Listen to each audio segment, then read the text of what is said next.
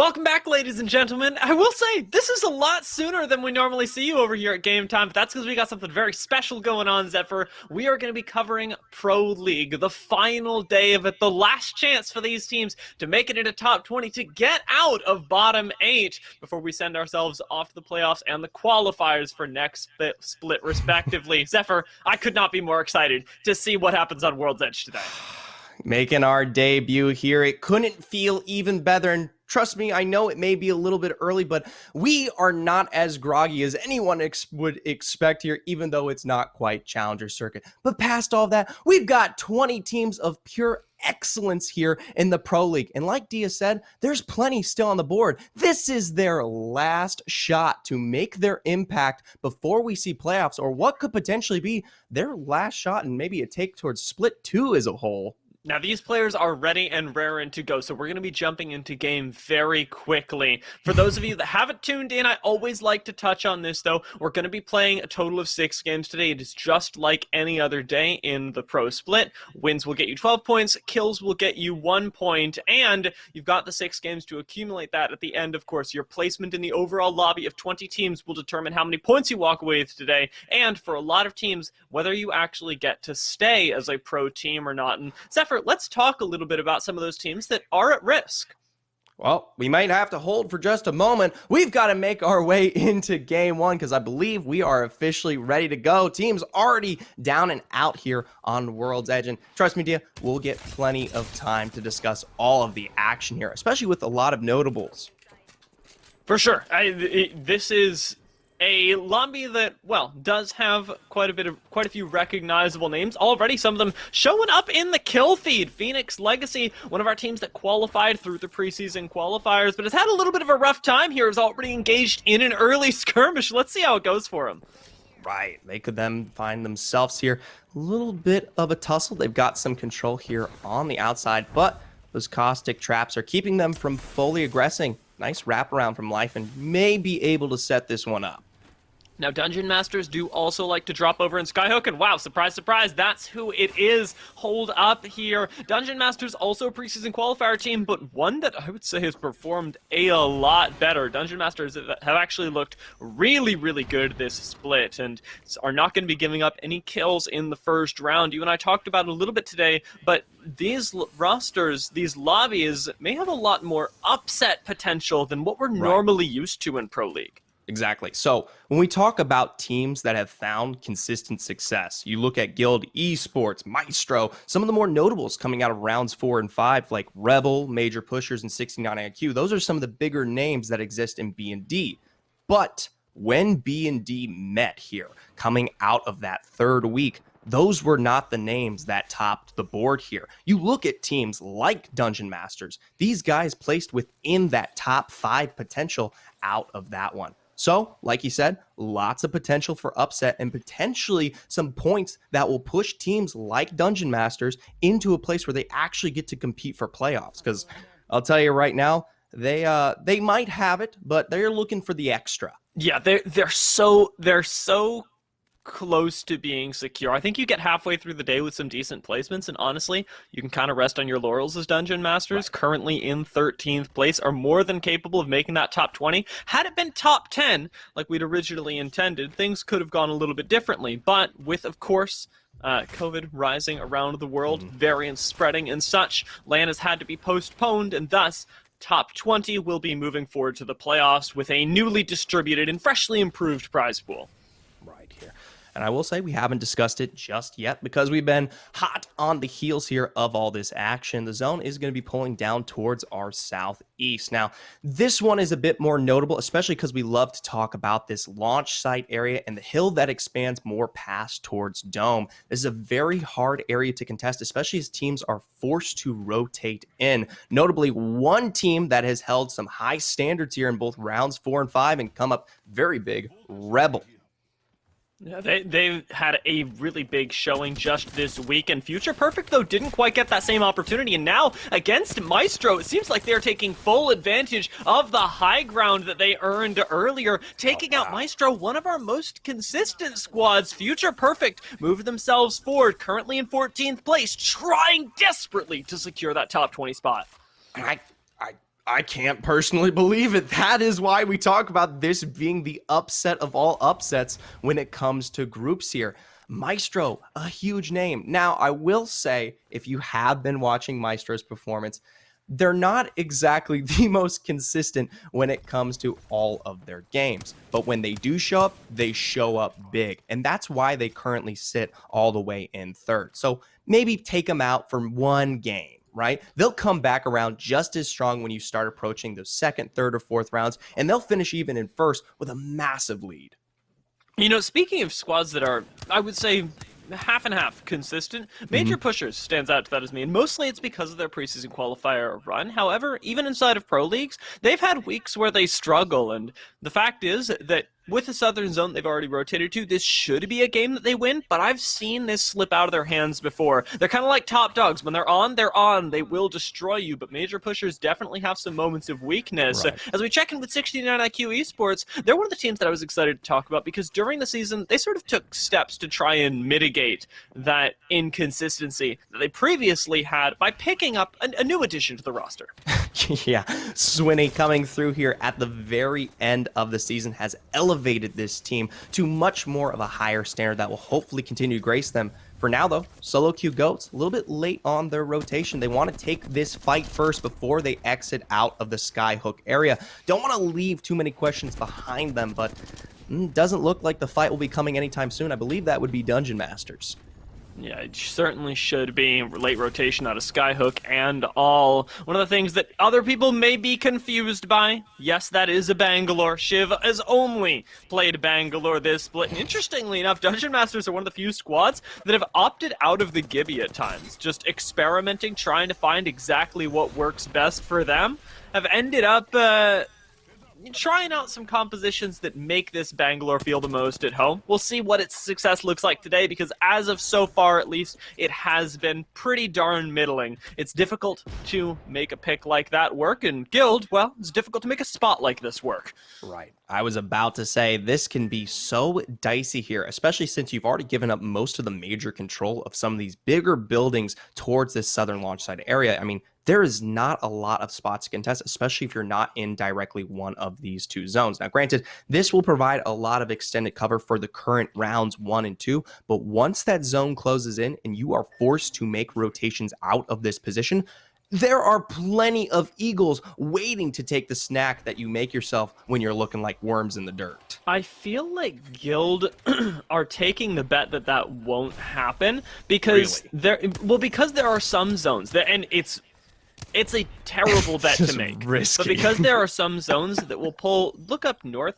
just right towards that last building and launch site. There are several, I will say, that start to pull more towards Dome, and if that's the case, Guild do have a little bit more mobility with something like the Wraith and the Valkyrie, but I feel like what they're doing with this particular position is setting themselves up for success and longevity should we end up having a launch site zone where the team up top won't be able to focus on them because they've got so much else to deal with.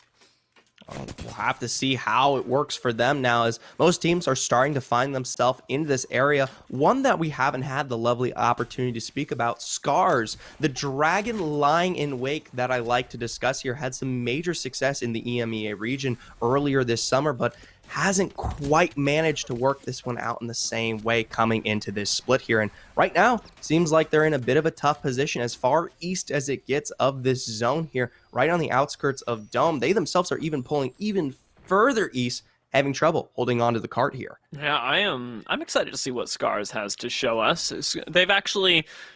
They're one of our more consistent squads in terms of placements during the regular season, and most of that has to do with the fact that they're consistently collecting kills as well. It's an average of around 4 kills per game, and generally that ends up netting them, I think it was about 7 total points at the very least. But inside of the car, it is really a war of attrition because you've got really a lot of people in this case nading you, harassing you. It's more about the meds, and that's where I give this little bit of favor over to RPR, because you've got the gold shield, and normally, well, it wouldn't affect you. Now you've got a little bit more sustain. Oh my god, how many arc stars are going to come in here? I don't think it matters, Dia. They are pressured as pressured could get. Taishin, Mande already down. RPR trying to play around the back end of this shield, but if those ordinances are earlier for anything to go off of, there is no chance we might see this one succeed.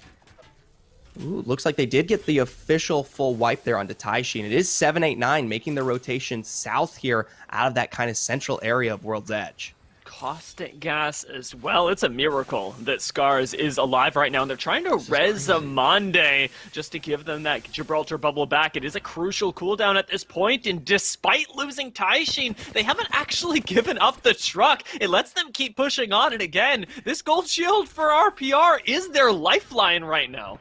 Well, it's ticking down, Dia, okay? There's only so many shield cells to work with here, and we're talking cells at this point, and maybe a few more takes. I don't believe there are going to be any more ordnances in store here from 7-8-9, as they themselves have to make their own rotation a bit more south if they want to contest for that cart, but without those tools to make use of, it's going to slow their pacing. We'll say this, though. Once the circle begins to choke in, that's when the fireworks will appear. Yeah, we're just sort of wrapping up Zone 2 right now. 14 seconds left on that before we start to pull a little bit more central. And this is bad news for Guild that we're down in the south earlier and now a little bit further over by Baby Dome, but by no means comfortable, as the zone definitely going to start pulling away from launch site right now and likely to be a little bit more central, even on the edge of Big Dome over in the western side. For now here, pulling down towards that southern layer, teams that they have teams that have position out of this launch site area and haven't been able to make the moves as of yet have to contest directly into that major hill area north of what is the small dome, and there really isn't about anything to work with in that spot. And teams that are holding that ridge, just waiting for rotations to come through, not just from launch site, but a lot of these northern teams like Solo Q Goats, 4Gang, who haven't found their way into zone, are going to have a really tough time working their way up it. Yeah, Solo Q Goats especially, they do have quite a bit of air harass to lay down with the combination of the Bangalore and the Gibraltar, but they're going to encounter their first bit of resistance not even inside of the ring yet. Think about how much attention this fire is drawing to them. Anybody who's up on the high ground right now is definitely going to be looking down to see if they can pick up a few cheeky kills by pushing their way a little bit more in towards Lava Siphon. Solo Q Goats going to make it into this ring just barely, but still cornered very much so in the grand scheme of the lobby. A bit of the corner there. We did see the Valks all pop up there for the rotation into the zone in a moment, so they're not quite as pressured coming into their direct rotation, but once they do find their way further, maybe more towards where that opening comes out of the launch site and pulls down towards the east, that's when we'll see a bit more of that resistance. For now, they get a little bit of a respite.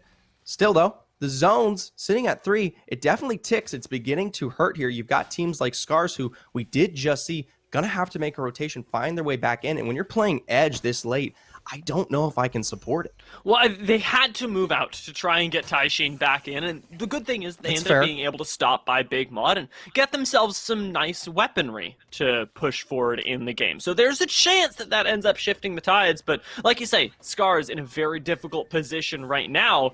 69 IQ Esports have a little bit more time than they did to evaluate the rotation. It's why we end up seeing this dome go down, and think about the comfortability that you have when you're expending dome for a little bit of scouting. That's a really, really important cooldown, but the fact is that they've got nobody at their backs. Right. There is no one behind them that will ever pressure them. Now, what is in their front, though, is definitely important here. That zone does not pull very nicely into the western end of that launch site building. So they definitely want to contest for that spot specifically, especially since zone's not going to be pushing them out anytime soon. Granted, they're definitely a little bit more in a comfortable kind of leisure spot here, so not too pressured, but instead, Dungeon Masters from below, this is the team that comes through the backside. 69-2, they've got a contest, and potential third parties are galore. Yeah, this is exactly why 69 IQ were so comfortable, though, because they've got that high ground. They could see Dungeon Masters coming from a mile away, and now it is just eating harass from every angle. You're right, they've got to be worried about the third party, because here it comes from the side. Sorbet ends up finding the first knock. Dungeon Masters are down 1. Dungeon Master is going to be down more than 1 Xens as well. Plusha to fall. That's the 19th squad here to fall in the face of our first game here. Nemesis coming up big there. A nice rotation out from the Wraith on Robin. Yeah, really good stuff from them, and with launch site being cleared out, we've still got to ask ourselves a few questions about Guild. Nemesis know that they're off in the south, so must 69 IQ Esports, and what I believe is Young Money Guild, who should be sitting inside of launch site. So this should be a very difficult rotation. You've got the Dome, you've got the Wraith Portal, and you've got the Valkyrie ult as Guild. What you don't have is time. Zone's starting to close right now. 15 seconds until that one really starts scratching your backs for you, and they gotta move. Right, this is what we talked about when we set up very early on, but for now, teams now finding their way into this open area are going to start coming through with some explosive engages here. Solo Q Goats, 4 gang, the 2 touching toe-to-toe. Solo Q Goats in, they've already found the initial knock, and now 1 to follow in response. Shiv eliminated, and several other teams as well. Rats already down. 4 gang looking to fall as well there. And Scars comes in with the third party, picking up a few of those kills at the same time. 4 gang, like you said, ended up going out, and there's a lot more fighting to be had as Future Perfect fighting inside of launch site right now for these last scraps of land. Currently on full purples and with plenty to shoot at. End up finding themselves these wipes, the shield swaps, and now the continued fighting. They can pick up even more KP, but they could fall here. Right, this is the third party to follow through, but it's 69 IQ finally working their way into launch site, trying to take advantage of the quick skirmish against Young Money Guild. Already, though, the punish is through. 1-for-1 available. Shield swap for Slayer is going to rotate out of this one, already losing both Swinny and Smeggy Toe here.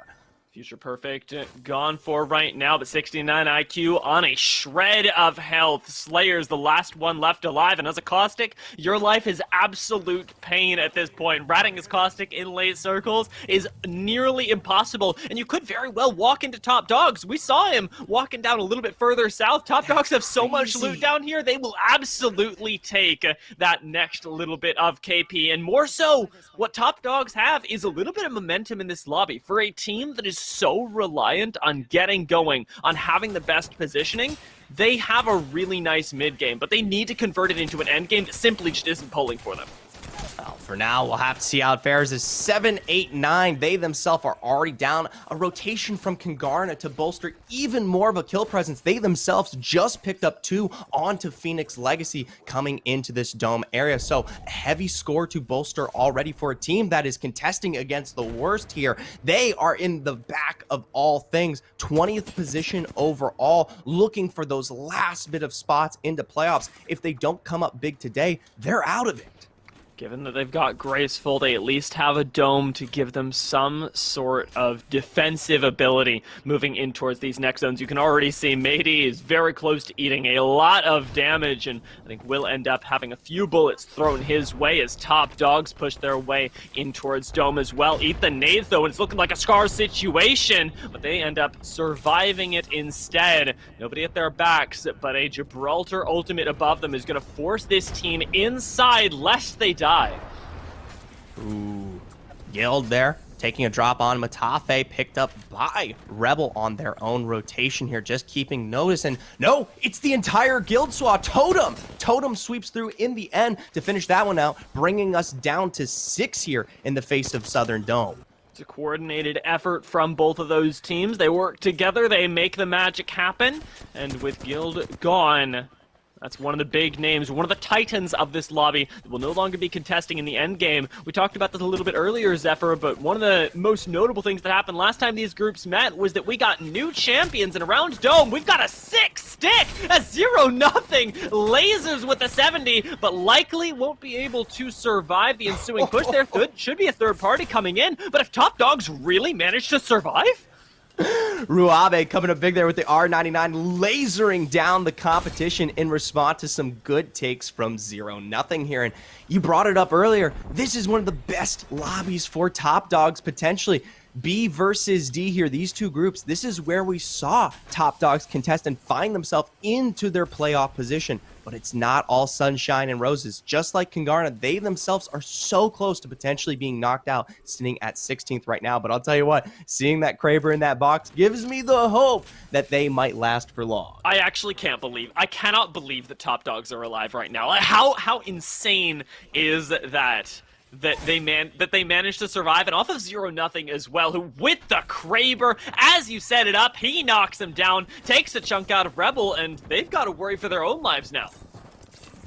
Finding their way in here, Rebel. They're going to throw down that Nox gas trap to try to pressure it out, but look at the beams there. Ooh. Yeah, finding the double knock. The gas doing most of the work here as Mimu falls as well, trying to find their way into the last bit of this room here. I believe we've seen the safety come out from Top Dogs as they themselves have worked out of this building, but above, third party potentially in rotation. Top Dogs going down right now as Kangarna come in from the top. Rebel aren't healed up enough for this yet, but the Dome and the Death Boxes are keeping them from being pushed. As the zone closes in, they're still inside of it, but they have got to leave that door somehow, if they even can. I mean, there's so many Death Boxes there that they might be trapped. Kangarna on the outside, though, are not faring too much better as Nemesis come in for the cleanup. Nemesis there finding a nice cleanup as we saw Kangarna try to work their way into taking that last fight, but they've got to be careful. Their box side is nowhere close to safe. Aski making some risky rotations in there. You see him try to guide his presence forward. The Dome going to have to come down in response there as those missile strikes are landing out. Ooh, you can see Rebel trying to make their way out of the building right now, and they simply cannot. But who is this squad on the other side? Nemesis have an amazing position, but they're being dictated to by the other squad on their end of the river, on the end of this lava-filled dome. Nemesis have to be really concerned right now. You can see them try to figure out which squad they need to prioritize, and honestly, the answer is not going to be clear to any of us.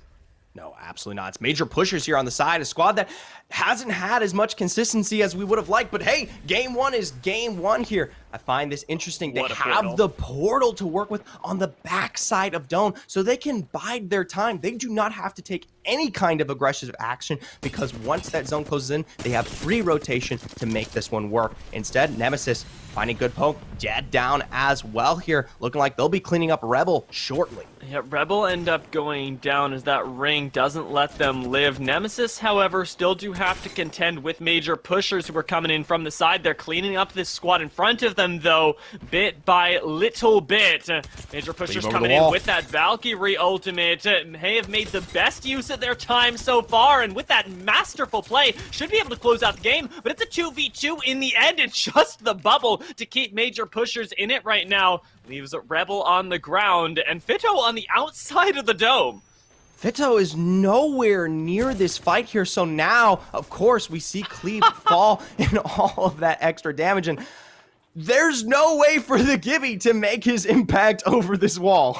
Well, I suppose it's going to be a Nemesis win then, although the zone seems to be pulling a little bit more towards him. Nemesis may not actually be able to make it out in time. They don't have the health on Robin. This is going to be right down to the wire. I don't know, 3v1 here definitely plays into the favor of Nemesis, especially when they've got that portal to work with. A bit of an anticlimactic end to game one, but you gotta blame major pushers there. It was a split rotation, and I liked the Wraith portal, but I expected them to go for the full fight when they finally made their way into the inside of that dome there. You saw the direct split that was more apparent, especially with the jump over Valkyrie on that wall. Now that's going to come back to bite potentially. We'll have to see, though. Zone is no longer in Nemesis' favor. Major pushers dies, and the reason is because they don't have a Wraith. The Wraith is ultimately going to be the reason why Nemesis should be able to survive, but Robin, one more tick, actually takes them out. Major pushers, with the slight zone pull in their favor, pull that one out. What is going on, Zephyr? Just barely there. The zone just crests the opposite end of the wall, and even in the face of the portal there, somehow, major pushers comes out on top. What a wild ending to that. And honestly, I couldn't have told you that it was going to happen. I have to say, I really like the way that Major Pushers played the end game, even if the third party didn't go as planned, because they almost ended up taking down Nemesis off the Valkyrie ultimate alone. Yeah. The portal around to the outside, so they couldn't be pushed, so they had that Bastion in the Gibraltar to outlast in the end game. You send Valkyrie and Wraith over to try and clean up. It doesn't work, but they still win the game, and they still go home with so many points. But make no mistake, so do Nemesis, who racked up a lot of kills. Right, and that's a great thing to have here for Nemesis. They themselves are contesting for regulation right now, and just a few points would push them into a spot where they are secured for our second split here of ALGS. And while that is a ways away, it's definitely better than having to play through the qualifiers into Pro League come January. Yeah, that's the risk that a lot of these teams in the lobby run. We'll be touching on that, though, as we return. Since first game is wrapped up, we're going to get everybody back in the lobby. Go get a drink of water, guys. Buckle in, because if this is only the first game, things are going to get more and more wild from here on out. We'll be right back with your second game of the last day of Pro League.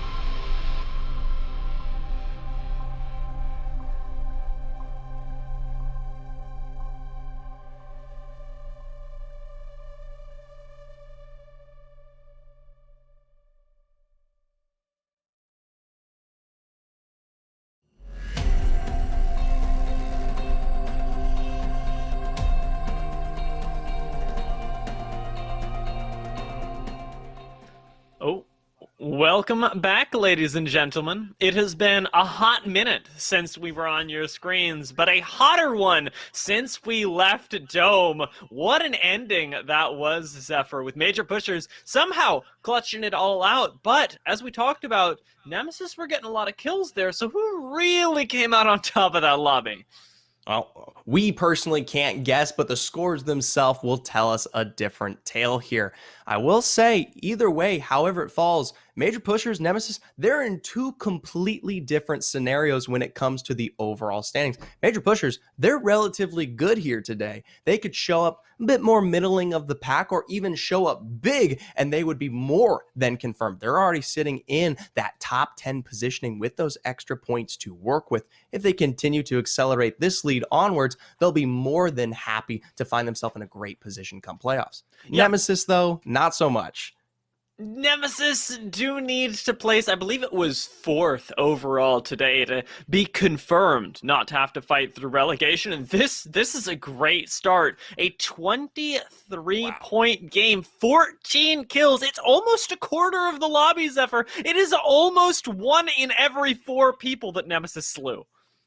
An absolute massive lead to work with here. The question is whether or not they can hold it. Looking down this list, though, some more names that we haven't really had the opportunity to see show up here on Pro League within the past. And their names, though, that have really found their way to success in specifically the Group B versus D matchup. Top Dogs, Kangarna, Scars, teams that have been middling the most of the Pro League circuit, but for some reason perform very well when they come into this matchup. Yeah, this matchup is a weird one. It sort of warps things, and with Pro League being distributed the way that it is with 4 groups, you kind of find that each clashing of the groups has its own distinct personality, and we got to see a different side of it there because, well, we hadn't seen the zone pulled down towards Dome the last time these groups ended up meeting up, so it was a totally different series of events. Nobody knew how the rest of the lobby was going to play it, and that brought us a little bit more excitement than we would regularly get. One of the teams that, of course, we got to keep our eye on, Nemesis, top spot. Top Dogs coming in 3rd, had an interesting performance, almost actually making it through several pushes, but just running into a little bit too much resistance when they tried to push into Rebels Caustic. They found themselves at least what they wanted. This is a better position than anything we've seen out of them in the recent weeks, though. So I will say keep this one up, and they'll be in a fine place to continue their hold on their playoff standings. But some of the other teams that might be a bit more down on the lower end of this game here, but still are looking much better than usual. Scars, Totem, Future, Solo, Phoenix. These guys have been rocking bottom 20 consistently across the board for the last 2 to 3 weeks here in a Pro League, and yet they're finding some marginal success. Yeah, I want to keep my eyes on them, and I want to sort of extend that to 789 as well, because they're sitting in 26th right now, and if they have a really nice breakout day, they have the potential to push themselves into the top 20 alongside Forg Gang, who has already proven that they can compete at the highest level multiple times. They're just barely missing out on that opportunity. So while Nemesis had their highlight, I look forward to other teams having their time in the spotlight as well and seeing how that ultimately impacts our standings throughout the day, because the margins are so ridiculously slim for our final day of Pro League. You can send yourself onward into the playoffs, steal away a spot from somebody else if they're not careful. Right. And I gotta say, 3 names. 3 names that make no appearance here coming out strong in game 1. We talk about Guild, Maestro, 69 IQ here. These are some of the top contenders coming out of at least these last few rounds. And more notably, Guild and Maestro, they've been showing up all Pro League long. The fact that they were dropped as early as they were is a shock. It might not be a surprise if you've seen the Group B versus D matchup, but still, across the entire Pro League, this should not be the case. Agreed. And Guild, they were working with a really, really difficult spot from very early on. Normally, I like to see places like that prioritized a little bit later on into the game when you've already gotten yourself some placement points, but really, really just taking a beating from Zone 1, Zone 2 the entire way, and then having to push into Nemesis. It's understandable why they fall, but I think what you're alluding to here is that it's more than just this individual game, that it's the style of game that this lobby likes to play. And from what we've seen, it's heavy zone, which means that Guild, a team that normally likes to be able to reposition very quickly with that Valkyrie ultimate, get themselves an uncontested spot, now doesn't have an actual place to land when they do take to the skies, because so many teams have already found their perfect spot. We saw 1, 2, even 3 teams grouped up around launch site, another one in Baby Dome, and if you're taking Baby Dome by the time Zone 2 is closing, that's extremely unusual. There's nothing to work with across the board there, and I gotta say, Guild, they've had some problems here coming into these last few weeks. It's not just the level of zone control out of game 1. It's their approach to the map as a whole here. They themselves approached me and said, you know what? We've had some strong performance, especially when we work with that fissure area, but coming into Pro League, we've had to give it up, especially against teams like Congarna, a team that just won game 1, and then they themselves began to fall here. I was hopefully into this game today and yesterday as well, that we would see a little bit more of a reapproach to what Guild is used to, playing a bit more towards that western area. We didn't quite get to see too much of the drops, as we did have a bit of a late start coming into game 1, but I'd be very curious to see how that one plays out, especially since the matchup between Congarna and Guild is such a hot topic today, even if we haven't gotten the opportunity to touch on it just yet. Yeah, one of the, Congarna Guild is such a meta way of approaching this matchup, this lobby, because they are these two titans. But one of the squads that I also really want to, just as a treat to myself, see go up against Congarna. I want to see Top Dogs go up against them, because I think it's Top Dogs with 0-0 and Congarna with Graceful have some of the highest fragging people in ALGS right now. And just to see those two teams battle it out, Graceful and 0-0, 0-0, who solo saved his team last game, by the way, would be incredible. I'm hoping that by some miracle of rotations we get that happening.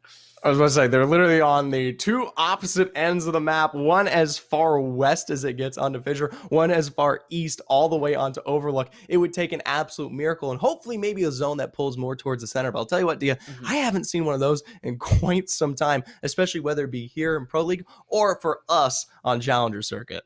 Yeah, the central zones are, I would say, relatively challenging to play as well, because they're so incredibly rare. It's a lot like north zones, where people don't really know exactly how they want to play them. Dungeon Masters, I'm hoping, if it goes Skyhook, should be able to hold up pretty darn well with the Caustic, but there's always a level of interplay, especially around unusual ways that zones can pull. We even saw it down in Dome, where nobody was exactly used to how that one was going to go, and so we saw a lot of teams battling for positioning, especially around launch site, not knowing what squads would have already contested them in those areas. Well, either way, plenty of contests still to go, and we're still just working our way into those fleeting embers of the start of the flame that is our final round here of the EMEA Pro League. For us, though, we're getting into Game 2 here now, finally working on to World's Edge. Woo! We made it! We have finally sent it! Now we're going all the way up towards Epicenter. This is an interesting ring pull to get for Game 2. We were just talking about northern zones, unusual zones, but interestingly enough, this one we've seen before in the matchup between these two groups, and it was Top Dogs that ended up coming out on top when this zone pulled this way. Rats, I'm also expecting, will have a pretty darn difficult time, because for a squad that likes to third party, this is not exactly the zone that you would like. No, you want to play a bit more towards that edge here. And I got to say, they're one of the most kookiest rosters that we have in the EMEA Pro League currently right now. You say it yourself, the third parties galore here for this team. And I'll tell you what, they go for kills more than anything else when it comes to their style of play. And it will come back to hurt them a lot of the time around, but they don't care. They'll still try to find their way and pull the trigger very quickly on a lot of those matchups. Yeah, so much about it is about the timing for for them. Phoenix Legacy, interestingly enough, choosing to drop over by Skyhook again, but this time not on the contest. I would like to see take a northern rotation. You go through the train tunnel at this point, you get yourself some of the train tracks, and even though they're not inside of the first zone, they give you so much cover and so much power that you should be able to take perhaps the macaroni building between Climatizer and Epicenter, convert that into some sort of power position if you can't just directly go in and take Climatizer on its own. I will say it is a bit more dicey, especially as the zone does pull a bit more in towards the train line area, especially since you get a lot of teams who try to stack within it. And usually the squads that pull a bit more towards the north where they have access to work with find themselves faring a little bit better. Guild here, heavier rotation towards the north coming out of Fissure. They're finding a quick cleanup though onto the Top Dogs roster. Already dropped one on Zippin. Yeah, this is interesting. I don't think Solo Q Goats were expecting this. Guild are like, hey, wait, those aren't Prowlers, those are people. They end up taking one of them out and should be fine with just the one kill. The chase on this is interesting, though, because you could be walking into a lot more danger than you bargained for. Horizon very quickly finding that out. Right, you have to remember there's still teams like Phoenix or Kangaroo, if they want to find themselves rotating as far north as well, that could look to contest this one at any given point. Dungeon Masters as well, they themselves also rotating into the west that we saw. For now though, looks like we are seeing a little bit of a lead in that kill feed, notably Tyler FPS, the man himself, picking up some nice kills there for Young Money Guild. Got knocked down for a moment. We'll see if they're able to get him back in the game. Tyler, incredible player at this point, has already proven himself already in the Pro League, but switching over to Young Money Gold, we'll see what kind of success he can bring them in what is not only the initial stages of their Pro League debut with him, but likely what is going to be a Challenger Circuit-esque run through the season qualifiers for number 2. Future Perfect up here on the high ground, though, maybe keeping themselves out of a situation like that, especially if they can exert this level of control over the game, spotting out an Ash Portal in the distance. This is exactly the kind of play you can expect from the top of Epicenter. As long as you can watch your back, as long as you don't get pushed from behind, you are free to rain down fire from above. Right, and we don't talk about it a lot, but there's a lot of verticality that comes into play when you start to approach this northern area. And teams, when they find the rotations in, do have to contest with that, you know? So once we find a little bit more of a rotation in towards places like Epicenter, that's when things begin to calm down. For now, though, while you still have a lot of squads looking to find their way in, it can be a bit tougher. Yeah, Solo Q Goats definitely feeling the toughness right now. Just the one last player remaining as Guild rotated directly by and are now going to take that train track idea and run with it. I wish that there was a word for trains running, but there's not really. I guess chug along with it. Choo-choo. Yeah, they're going to choo-choo with it. That's what they're going to take in towards the zone. Rats, in the meanwhile, are trying to play, I wanted to say a little bit more edge, but end up going central on the map because they've got a bunch of teams at their back, and notably up in Epicenter as well. You were talking about this earlier about how important height is. It's that kind of spot that I'm expecting to be prioritized, and it's the spots just a little bit lower in the train tracks around the ravine. We also talked about this macaroni building, and surprise, surprise, Fig Vam ended up noticing it as well. Yeah, Big Vam here, a team that has not found too much success. They themselves are qualified currently for position into Split 2 here, but with a major loss today, they themselves could find themselves into relegation here, approaching our pro season qualifiers. So they definitely have to perform to some margin, or they could see their chances fleeting away here. Now, we haven't gotten the opportunity to touch on it yet, given that we haven't seen it, but the survey camp area will come into play, and that is one major spot that becomes house of home for a lot of these teams. Oh my god, so many people like to be in survey camp, and I do not understand it. That thing can be a absolute death trap, as Forg Gang notably are avoiding, but for a much better reason. We talked a little bit about this macaroni building earlier, and with Fig Vam holding it down, Forg Gang seemed completely unintimidated. Fig Vam's 3v3 is not exactly what they're known for. They're a nice map rotation team, but if you're interrupting them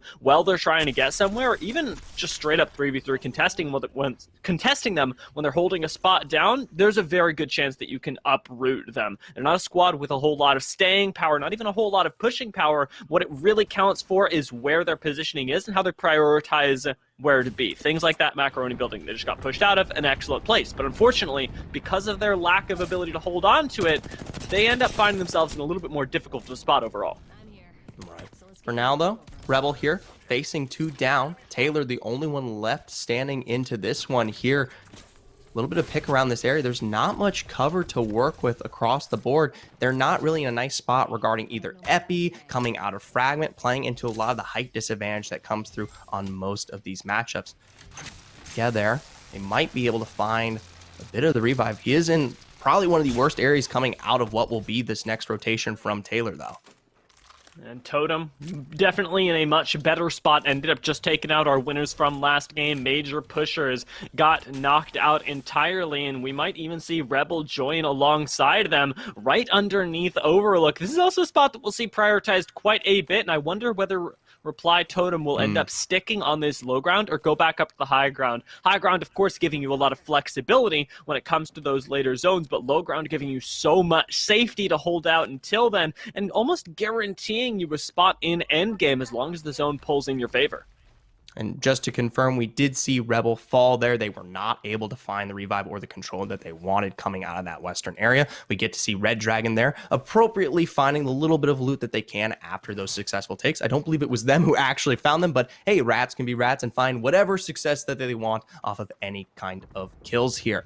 For now, though, we've got a bit of a mix in terms of the zone. I know I brought up Survey Camp area, but like we have seen, it definitely pulls a bit more towards that eastern spot, which is a bit more open here. It's not so simple as to play the direct buildings. And while you may see teams hole up in what is kind of that climate epi area for now, there's a lot of open rotations, especially if you look towards that eastern area. We talk about those rocks, those coverage, some of the carts that are available on the track. Those are major hotspots that will eventually come out to burst some fights here for us. One of the things that I'm really keeping an eye on as well is the matchup between Scars and Totem that's taken place over at Overlook right now. Scars are spread out so much, they control so much of the initial zone, that they should be able to push up to the eastern end of the ravine and try and take some of that for themselves. But the one contest, of course, is going to be Totem, who are right underneath them. We'll see if they end up pushing up as Dungeon Masters. They end up taking the no KP, spot. but we will outlast you spot in the zone. Right, a lot of damage to work with. We'll take a look at Dungeon Masters later, and they'll have plenty of Evo to grace themselves holding this position if they are able to do so. But like you said, not much KP. You're never really garnered too much of a follow-through when you sit up on that high ground. And while, yes, you might find the 1 or 2 picks here or there when teams begin contesting within your range, it's not as oppressive of those who are finding their own kind of fights in their rotations here. Scars are playing super well right now. I really like this from them. We talked about the way that they were spread out earlier, and that the sort of jump between all the 3 players that we've gotten so far is literally all of their priorities nailed down. No one is contesting this. Normally you'll get teams from Climatizer rotating south, but instead Scars just own the east right now. I wish there was something like that. There's no real king of the east in Game of Thrones, is there? No, there is not. Like You Tallywhack got ice to the Bandicoot or north, something. something to the south. I'm not much of a Game of Thrones watcher myself, do you? Oh, it's okay. Well, come the last season, Are you? I think everybody agreed that you didn't need to be. Okay, good. Yeah. I was not making any plans to do so. Good. It's honestly for the best. I have started watching Wheel of Time recently though, and I've been enjoying that, despite the fact that a lot of people who read the books said that they didn't quite enjoy it. So I might recommend that if you're into fantasy. I'm just gonna wrap this one up real quick. If you're looking for something to watch, potentially look at Arcane. That's a great show that's on those same streaming platforms here, and might be pulling from a different game that both me and Dia cast. That's true. But currently, I'll say we'll pull it back here to see where things are laying.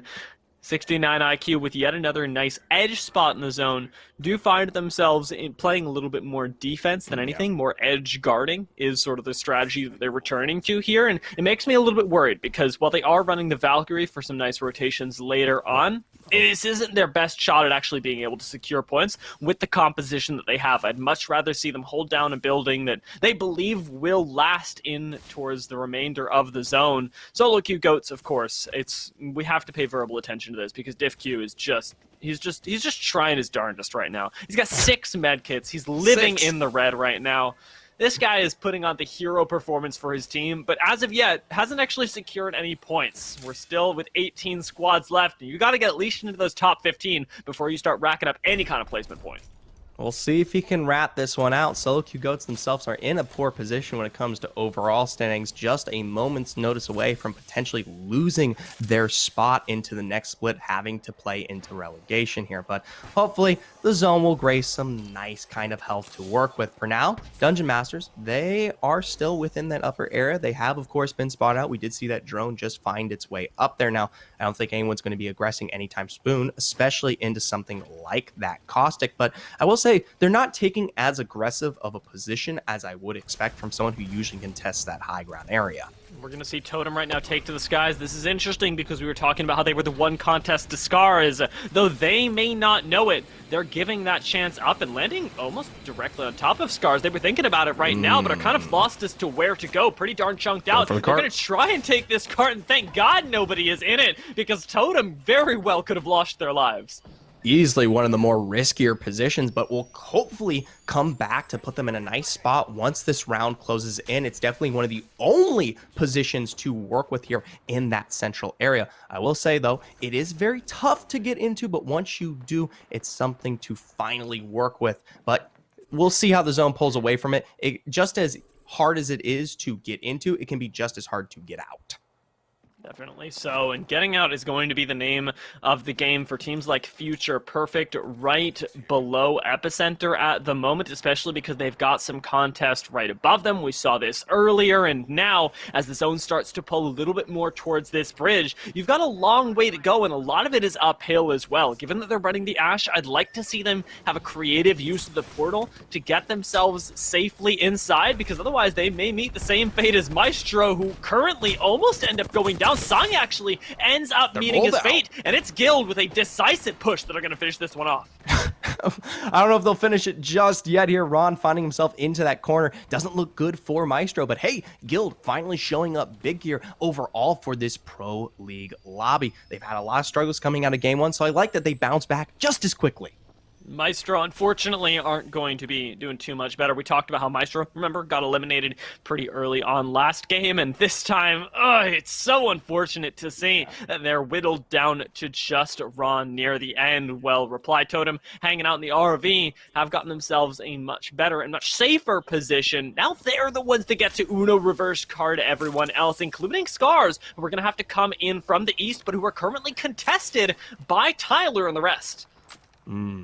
Definitely a tough spot to work with. We'll see if they're able to foot their way in. Looks like we did see squad fall down towards that southern area. We get a look at that zone. It's going to be pulling up very hard towards that northeast. Definitely plays a little bit into that climatizer region, but the bridge being the big major point to hold here. Not an easy one to do so, I will admit. Teams can come through on either ends, and I'll say it is dicey to find yourself into that position currently. Once you are in it for the later rounds 5 and 6 and the zone works to your favor, congrats. If you don't have someone behind you, you've got so much to work with, especially if the other end of the wall is playing to your favor.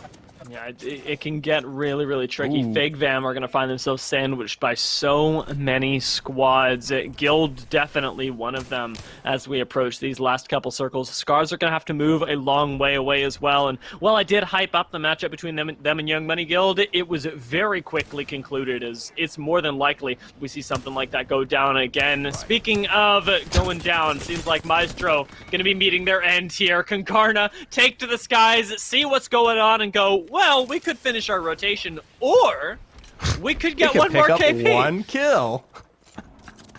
I don't know if that will bode well for now. We got the last bit of that defensive bombardment down before it looked to see that they were taking some poke there. Hopefully it gives them time to heal up and maybe find their way out of that position. For now, though, FigVam, a little bit more harder on the aggression. They've taken a bit towards the upper end of this bridge to try to contest and hold it into their play. We do see Falls, Rats, taking a bit of a fight there in their own against what I believe is that solo. Oh, it's Phoenix Legacy at the same time. Mr. Arthur ends up going down. We'll see if Phoenix Legacy can continue without that staying power that is afforded to them by Arthur. FigVam Still holding the bridge for right now. As of yet, don't have the attention of the lobby drawn towards them, but as we mentioned earlier, it is a matter of time, and for Dungeon Masters, that time is now. Right next to Future Perfect, they end up taking down to the ground and popping that Valk ultimate. I believe they are mirrored by a squad right next to them, so we're going to see two different Valks try and land mid-zone right now. Might be mid-zone, might be pulling a little bit more towards that east, but there's not really many options available. Dungeon Masters, they're going to try to play around the back end of the pole here. Good. Wraith Portal, going to take whoever that was back into safety. I believe it's this building here. Dungeon Masters, they themselves, though, in no position of color. They've got to go for the contest here before they lose too much. 7, 8, 9 in the meantime are going to eat a lot of damage, end up taking the portal right back over, and unfortunately for them, just don't have the health to live through it. Believerrock going to take the port back, but isn't in range for any sort of res just yet. With Zanya moving over to try and pop that one with the defensive bombardment coming down around them. It seems like this is going to go off in time, but no gold backpack means res just yet. With Zanya moving over to try and pop that one with defensive bombardment coming down around them. It seems like this is going to go off in time, but no gold backpack means this is going to be extraordinarily difficult. And for Dungeon Masters, life is hard as well. They've tried to push up into this macaroni building, but are encountering so much resistance in the form of the caustic. And while they have one themselves, nobody else feels safe approaching this. Plenty of other teams falling, though. They're going to try to pump their way in. They've done so much to push this squad back, but they still haven't found their access point just yet. Just waiting for that gas to tick out. Once it's down, though, who knows? Lumi's already out here, falling to making this 3. And now you know you're going up against 0-0. That is terrifying, but the laser beam comes through and just doesn't seal the deal for Dungeon Masters, taking 0-0 extraordinarily low. I believe we saw a glimpse there, just 3 HP on him, but it is enough to let him get that res off. Keep top dogs in this game, and Borg Gang right next door are suffering through their own personal hell as they get dropped on right now, lose legit Lolly, and Fanex takes to the high ground. He might take to the high ground there as Desert's going to thirst that one out. Phanex to fall here as well. Only the Caustic left standing, but not for long. Even in the face of that dome there, he is going to find his way out. Xander picking up a majority of the kills, but now having to defend against the following third party. It's Totem in their own right, but they are nowhere set up to take this one to its full extent. That's a double contest here for Fig Vam. Oh my god, I can't believe that ended up working, but there's even not just a third, but a fourth party on the way, and this portal has to be the thing that saves Fig Vam. They've got so much KP, but they need those additional placement points right now. It's giving them a little bit of safety. EMP is going to come through, not going to destroy too much, though. Fig Vam still holding on behind these silos. Take the portal, guys! Are we really going to contest this? Dome for dome down there. Desert on the backside trying to work its way in over the wall. It's going to be Rat's Token. They fall there in the face of Fig Vam, unable to escape, and Vam now contesting, finding success against 3 separate squads here. Dude, Fig Vam are going crazy this game, and we may just get them as the kings in the north of Climatizer. 69 IQ, though, contesting them on the low ground, have also been slaying while all this was going on, and since we're just in the top 3 squads right now, they're the big contest that Fig Vam have to go up against, and most importantly, feed into. I don't know. They don't have the best of positions here. Fig Vam definitely plays a bit more towards that high ground. 69 IQ's rotation here is going to be absolutely crucial as they try to work their way up. I like that they're already assessing this matchup. They want to play around this pole for the cover that's a bit more centralized when we talk about this final zone here. So much damage from 69 IQ. They've got so many resources as well. It kind of leaves me wondering, where is this third squad? Exactly. East, this must be a rat that has made it so far in. We got 9. 9, baby. Are they just not being focused by either of these? Because if they're not being focused by either of these teams, they win this game.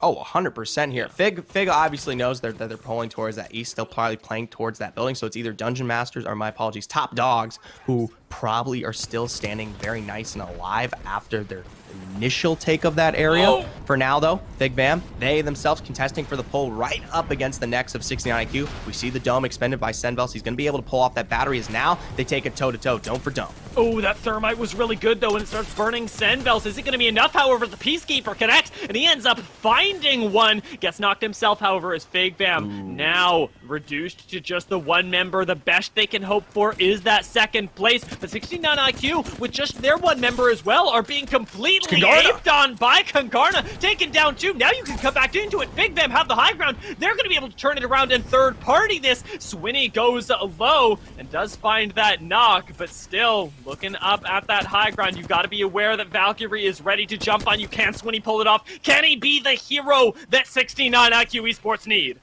He's already dropped what is JMW there. He doesn't have the time to get himself field to full in the face of the full bats. His shields are falling and he's already down and out. Now Kangarna contesting the one last remaining member of Big Bam. He's got to make his move in because the zone is ticking. Kangarna finding a win here in game 2. Good lord, Kangarna pull that out of nowhere. And we said, if the third party isn't being focused, they're gonna be able to win it. Kangarna run all the way in. They send JMW to do the dirty work, and Graceful and Matey play patiently, just taking out those last couple members, playing cleanup crew. That was really, really cool stuff to see, and I wonder exactly where they ended up placing, because once again, I feel like we've actually got a situation where Kangarna may have won, but we've got Fig Them with a whole lot of kills that may have put them as the top placement pointers off of that last game.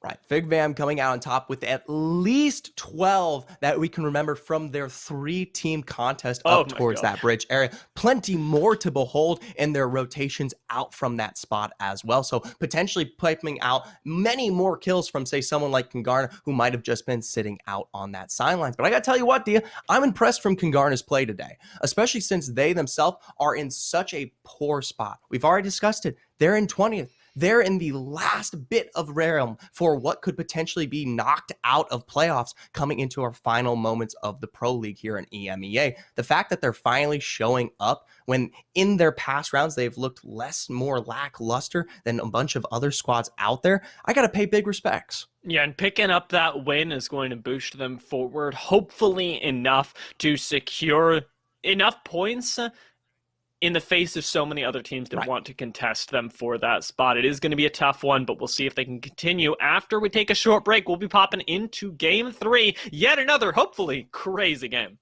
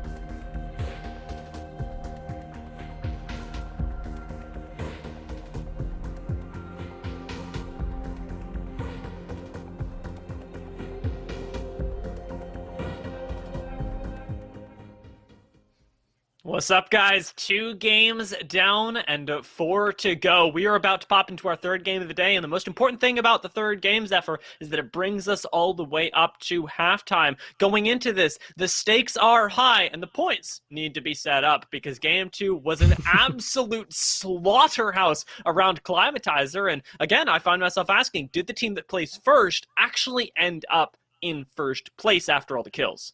Right. Congarna there, they were sitting out on that eastern end. So we'll have to personally see. I don't think they have as much kills as Figvam, who sits there at the very top. 16, the highest we've seen today. Oh my lord, after that performance, well deserved to push themselves all the way up in the standings. Figvam do end up cresting from 14 kills being our personal best inside of the first game, now to 16. It is 1 in every 4 people that went down to Figvam, and they control that low ground marvelously. I've never seen resets like that, and for them to opt into fights after holding off not a second, not a third, but a 4th party, and then opt into yet another fight on the low ground, then getting themselves placement points from second, it is no wonder that they come out with a banger 25-point game. Absolutely. It's not just them. We still see a consistency. Congarna showing up again here into game 2. 69 IQ, though, surprisingly, their own right. We got to see how they played that one out into the very last moments. A team that we were expecting a lot from today, actually finding success in that one overall. Yeah, and the overall leaderboards are something that we'll have to keep our eyes on as well, because as these teams try and accumulate points, it's not going to be just about how you perform in the individual games, but how you've performed previously to stack up against the other teams. Ultimately, your placement in this lobby after 6 whole games is going to be the thing that determines how many points you end up walking away with today. But as we've got the next game prepared, let's take our look and drop onto World's Edge, see what is going to go down in Game 3. We've had 2 separate games already, Zephyr, where kills have bested placements. Will it go down again? Will it go down again? A question that's yet to be answered, but one that I personally have that we haven't really had the opportunity, given some of our starts here, is to see where these teams truly are working their way out to be. The most notable one that I want to make sure of is the fact that we do see Guild out towards this fissure area. Now, something that I don't see, which I was more than expecting, is the fact that I thought we would get a Congarna rotation there as well. That's not the case. No, but Congarna are going over towards Big Mod, and in a way, they kind of get Geyser as well for a lot of these zones. If you want to rotate up through there, you've got plenty of space, but this time, the rotation may be a little bit harder, as we're actually going all the way over in towards the western end of World's Edge, giving teams like Congarna and Scars, who are right next to each other, the opportunity to clash and a little bit longer of a rotation to do so. Right, and vice versa, teams like Guild, who are back in that position that they love, straight out of Fissure, time to work with to play into the zone. Now, we did see them go for heavy rotations up towards the north here, straight into the Trials area out of Skyhook, and they did find successful knocks. Whether they do that again, question that's still on our minds, but one that is definitely available given we saw it coming out of Game 2 here. Do you think solo queue goats end up going for Trials? Or like knowing that Guild Now could they're pop scared. up? Because, you know, the zone is pulling south of them, so Guild shouldn't rotate up, but if they do, you know what happens. In the meantime, though, Harvester zones, they get me going, Zephyr. I love, love, love Harvester zones. And you know who else loves Harvester zones? Top Dogs loves Harvester zones. Yes, absolutely. They'll find their way in and contest for this rotation as early as it gets here. It's not the easiest, as those legs definitely begin to get spread out here within the Harvester area, but we've seen them pulled off several times over here. I am, though, more interested in teams like 789, who already holds their position, but also major pushers. These guys go for this drop every time around, and they pride to play towards the Harvester area. We did see them pull out a bit more towards that southwestern region, not wanting to get mixed up in a lot of the choke that comes from teams rotating down and out through that northern position, which can be a bit more difficult to hold on to, given that I believe there are 3 legs that they can come through on all sides there. That was almost a knock there as well, but Leverrock putting in overtime, getting himself up towards that Evo. And 789 holding on to the snake that is over by Fragment, should be able to gatekeep the likes of Scars as well, since they should be taking a very similar rotation in later on. We've got teams over by Climatizer that are going to have to do a very similar thing. And realistically, this is one of the more exciting things about the early game over in Climatizer is how much access you get to picking these guys off. Even around here, Kangarna, they're being picked off themselves, pushed out of the rotation, and interestingly enough, going on the offense at the same time. Yeah, they find what is a little bit of some poke there. Now, there was the drop in shields, I believe, onto Mady, so they had to pull their way back out there. They're not willing to jump in just yet towards the official Harvester area, as most of those tunnels don't require the full attention, and their backsides are yet to be cleared here. So posting up some of these side buildings, just waiting for that moment to strike, is definitely a little bit more appropriate. Up, though, towards that kill feed, I like to say it again because he's an absolute G. Tyler finding a knock here onto Maestro. Dude, again, Young Money Guild are just, they are benefiting from Tyler just being absolutely wild. And Kangarna, in the meantime, are trying to find their own path to success. I think it's interesting they've taken the strategy of splitting themselves up. Seems like JFW is really their front line on the caustic, which is pretty darn unorthodox, but it's been working for them so far. And Young Money Guild, something is working for them as well, as they're taking down one member of Maestro and looking to make it a second, perhaps a third.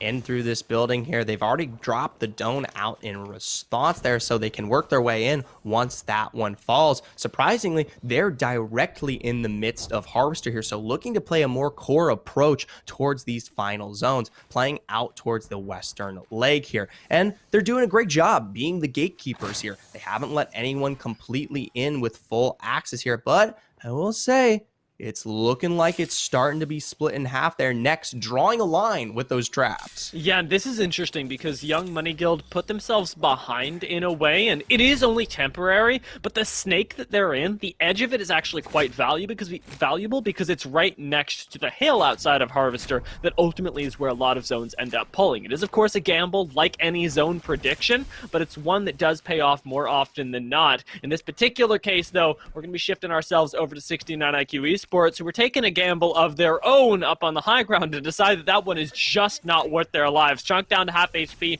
with white shields on Swinny, they end up ditching and moving over to the high ground that now surrounds the hill over by Harvester and, what is this, staging.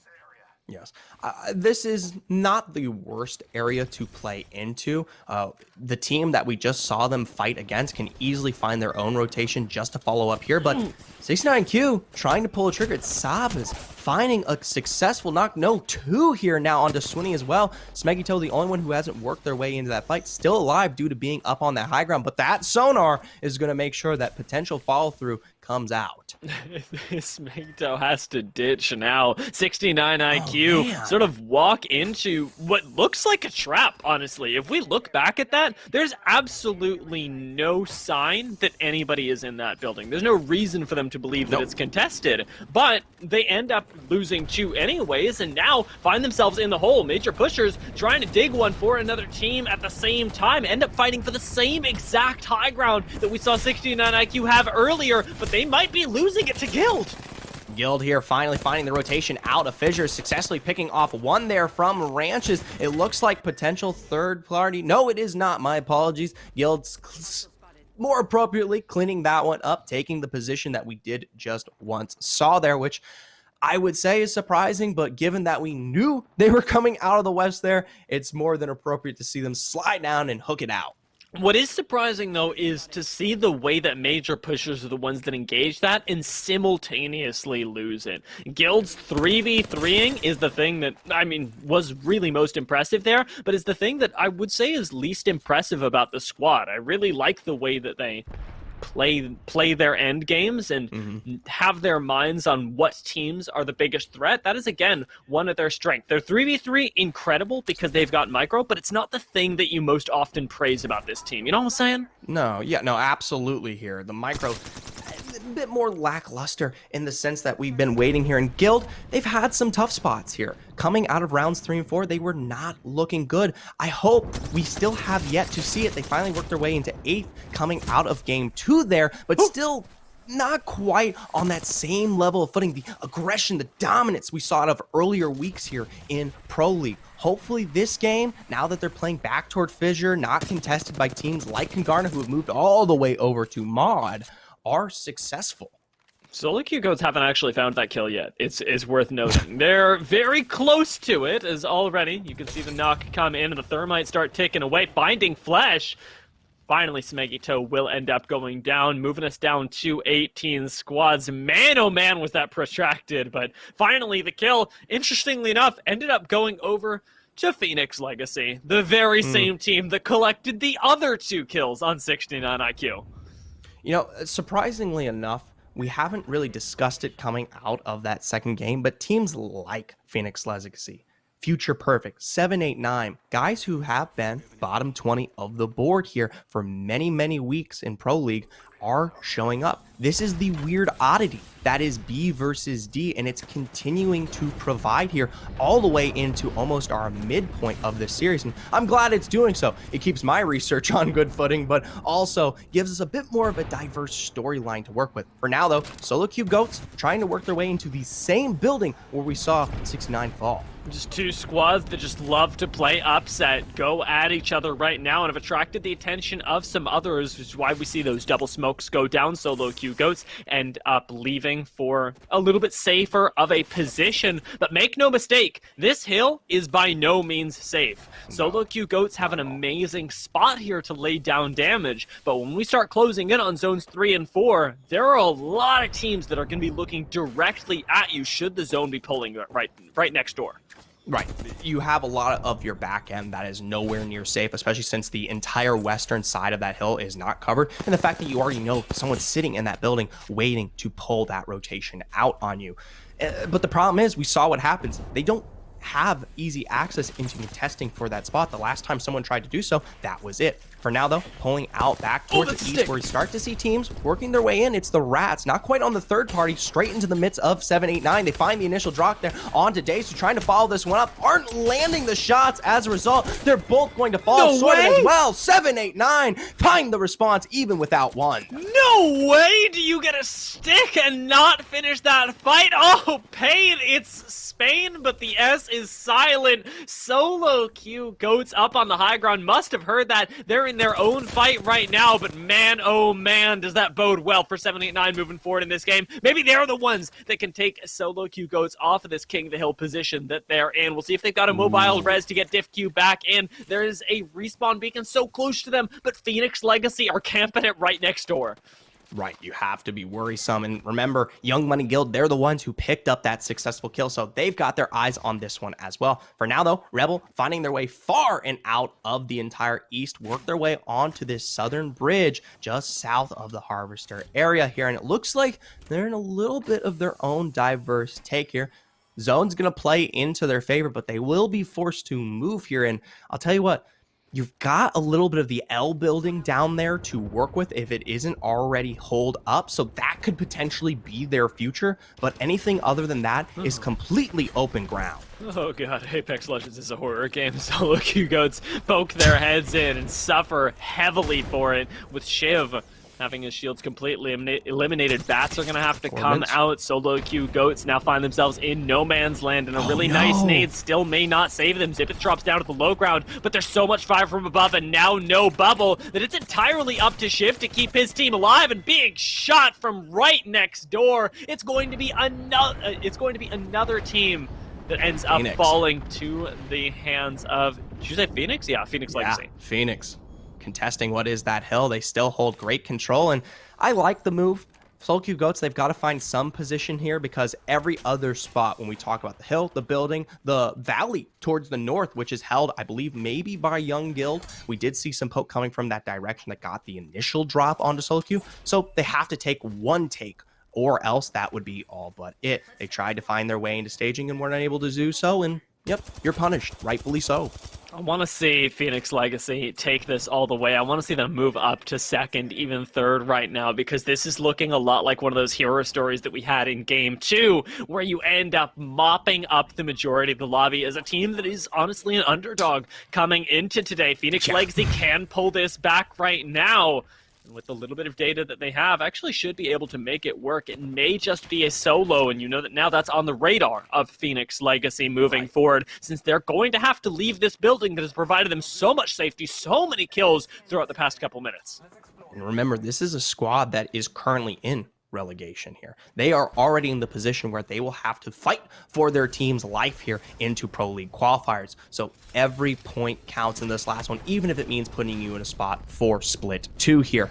Phoenix, though, they find their way into the Valkyrie. Sabes looking very low there, but still not quite down. They're going to be able to get that one off. Where they fall, though, in response, maybe it's the L building. If it hasn't been taken just yet, it's something to work with. But they're taking so long, Dia. They're going all the way across Harvester, and as a result, they're going to drop Liffin already.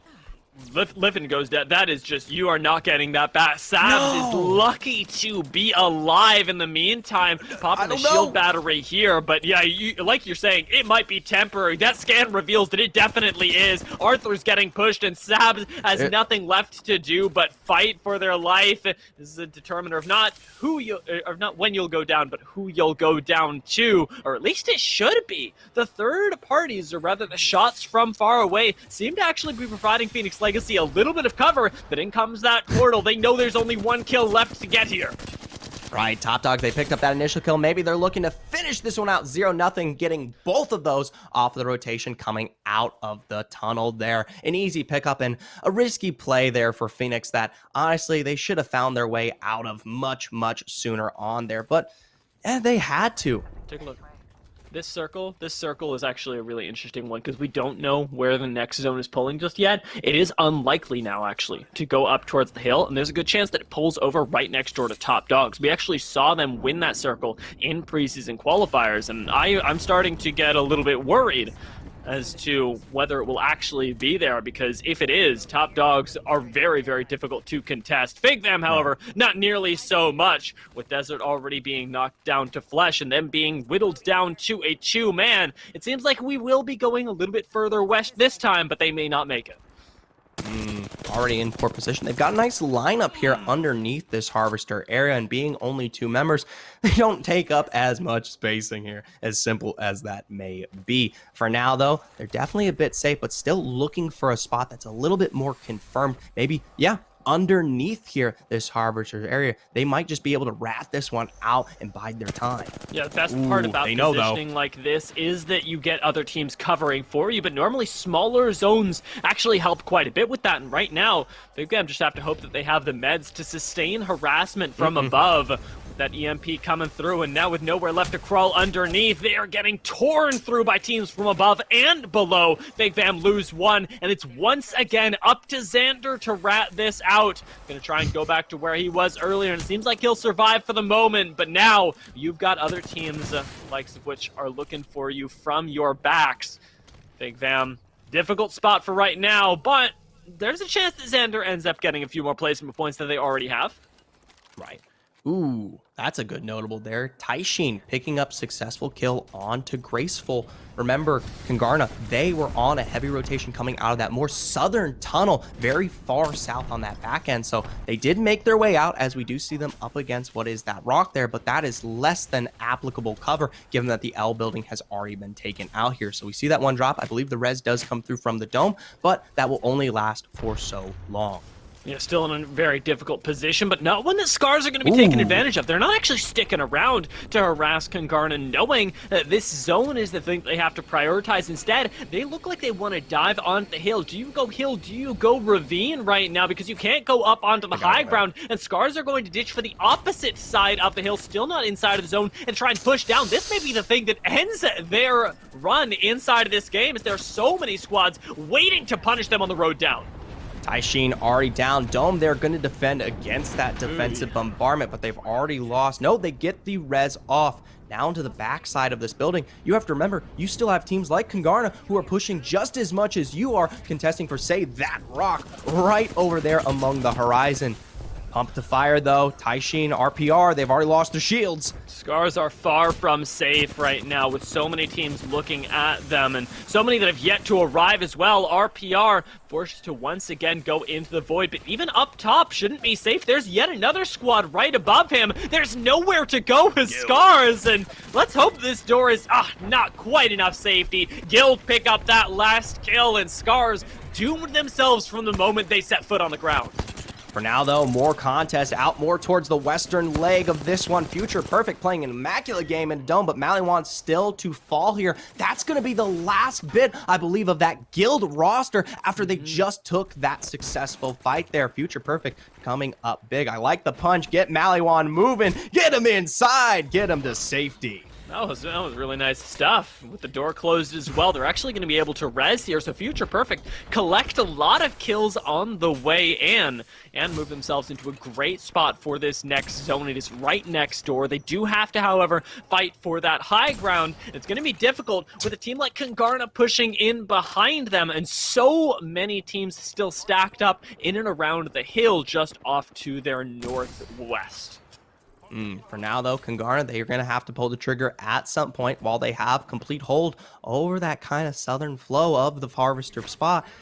They don't have complete access to work their way in. They're going to pull down low here to the ground to try to make their move, and it's going to be into the Valcall. Where they land, there's not many options. That entire area, that snake that plays out towards the northwest, is completely holed up right now. And I'll tell you what, there's teams that are just waiting to shift underneath like we saw recently there just as well. I think they're just following the team that Valcall did in front of them, which is really terrifying. We'll see who ends up showing up in the kill feed for right now. Is at least initially it's Future Perfect, but Kungarna, as we pan back to them, it seems like that landing didn't exactly go the way that they had hoped for, and Graceful is now the last member left alive, and thank God he is. Oh, yep. Lord.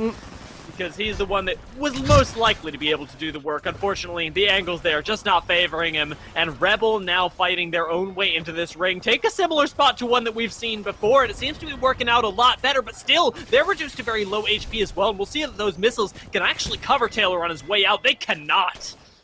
12 squads down to 6, an absolute massacre here into our last and 6th zone. Future Perfect, they're the ones currently hidden up on the other end of this snake here. And remember, the opposite side is just as contained as well here. Future to pull out on the backside. They find the knocks that they need onto Maestro, who are still into this one as of yet. One member remaining. No, it's Oz to successfully wipe them. Where has this Future Perfect been all my life? I mean, yes, they've looked good, but they've not looked this good almost all of Pro League. They are right now at the top of the lobby, and over at Harvester, of all things, seems to be exactly the zone that they're most comfortable with. They've had power spot after power spot, and once again, get themselves another with so much safety, they clean up yet another member of Totem.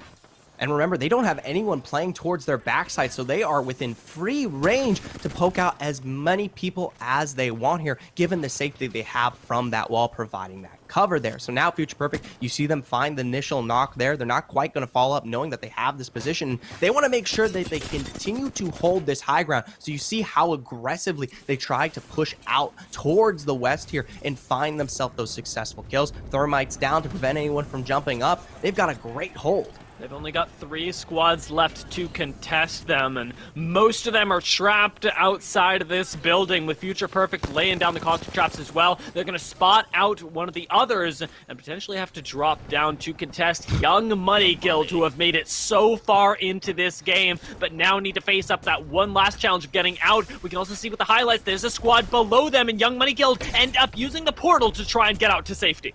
But immediately it is followed up, disbelief, with the ordnances. And yes, it's the stick with the star and the grenade to blast there. Doesn't quite find Young Money, but definitely finds 2 in their drop. They look to finish this one off and successfully take them down to 3. Young Money, though, they're quick on their own rotation to try to work their way out, but unable to quite do so.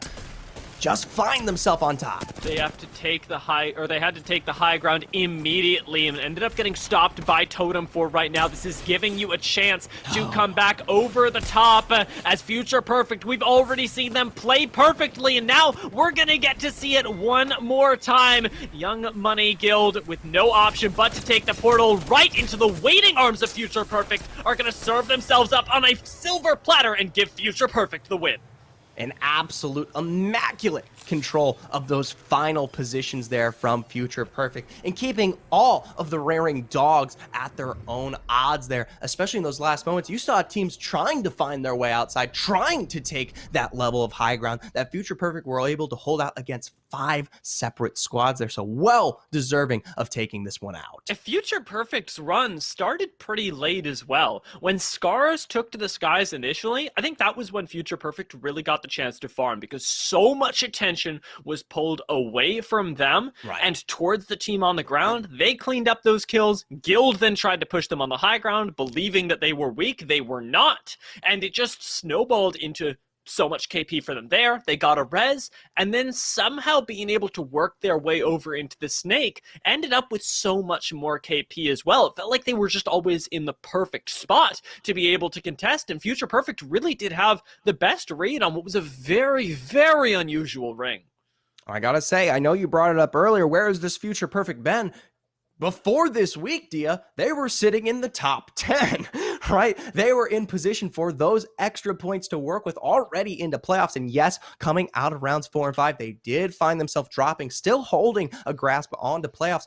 But hey, they're still just as good. They might not be as explosive or as dominant of some of these other teams, but they are within that realm here. A team, though, that did find their way all the way to the end. Young Money Guild playing off the back end of Tyler. They were there for a long time, Dia. We touched on them at the very beginning on the western end of Harvester, and they were able to control that zone up until those last moments where they couldn't quite work their way out. You know, I was not quite sold on Young Money Guild, and I'm still gonna play my cards close to my chest. I don't know if their positioning this game was entirely up to them. I feel like there was a lot of chaos, and Young Money Guild took advantage of it, but I sort of tossed that challenge forward as well. If they want to prove me wrong. Young Money Guild, yes, Zephyr, I'm sorry. They looked good, but so much of that game was out of their control. Fine. We'll let it stand for now, but I will tell you, Tyler's coming into this one knowing he's searching for success. Do you know what he told me when it came to his prep? What he found out? What he was looking to do? Tell me. Tell me? Okay. He drunk 12 cans of Dr. Pepper. I kid you not. This is what this man told me. This is exactly what this man told me. That's his setup. That's his game he has to play with here on Young Money Guild. He is absolutely sugared up and ready to go. It looks like they're starting to kick in. So perhaps coming out of halftime and back into game 4, Young Money Guild can take that extra mile, find themselves a win. We'll find out after the break.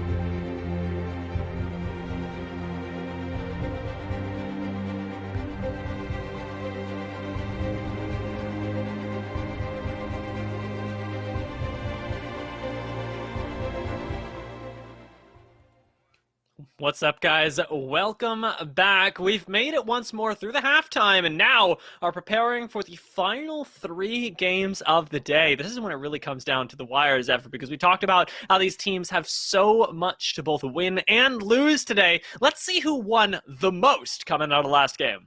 Right, and notably going to be Future Perfect controlling that area, so definitely taking out what is a fourth of that lobby. We're getting a lot of fourth of lobbies coming into this series as a whole, especially from teams that usually have not been too prevalent here in these recent weeks, especially in this round. The interesting thing is that with this game as well, it's also the team that got the most kills that ended up winning. So this is our highest point game so far simply because of that. Really impressive stuff from Future Perfect. Obviously, we were singing their praises, but even just looking at the top 5 right now, these are hard to predict teams. No, absolutely. And while they've been in some relatively nice positions into the EMEA, coming out of these last weeks, they've fallen. Young Money Guild, they're facing relegation. Red Dragon, Ford Gang, they themselves don't even have a spot coming into playoffs, right? But yet, still, they're placing all the way up into that top 5 either way here. Now, we've had some consistency fair regarding the overall scoring today as a whole. Yeah, that's going to be something that we get to check out now. Future Perfect, I think, no surprise with that big game, and their relatively consistent performances up then top the leaderboards, and it's by quite a bit, Zephyr. Nemesis actually coming up right below them.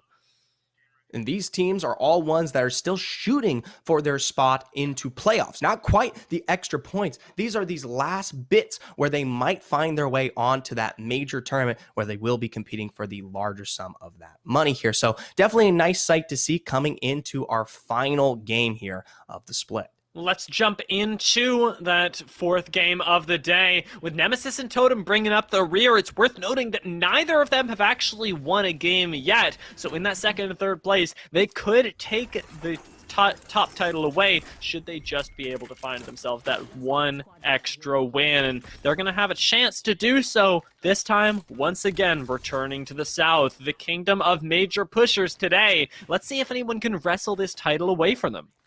Right, and we do have some more notables that sit in that area that we did get the opportunity to discuss. We do have Kangarna sitting down there by Big Mod, potentially looking for their own rotation coming up big into game 2 here. So potentials all around here. We are sitting at what is that halfway point, and time is ticking.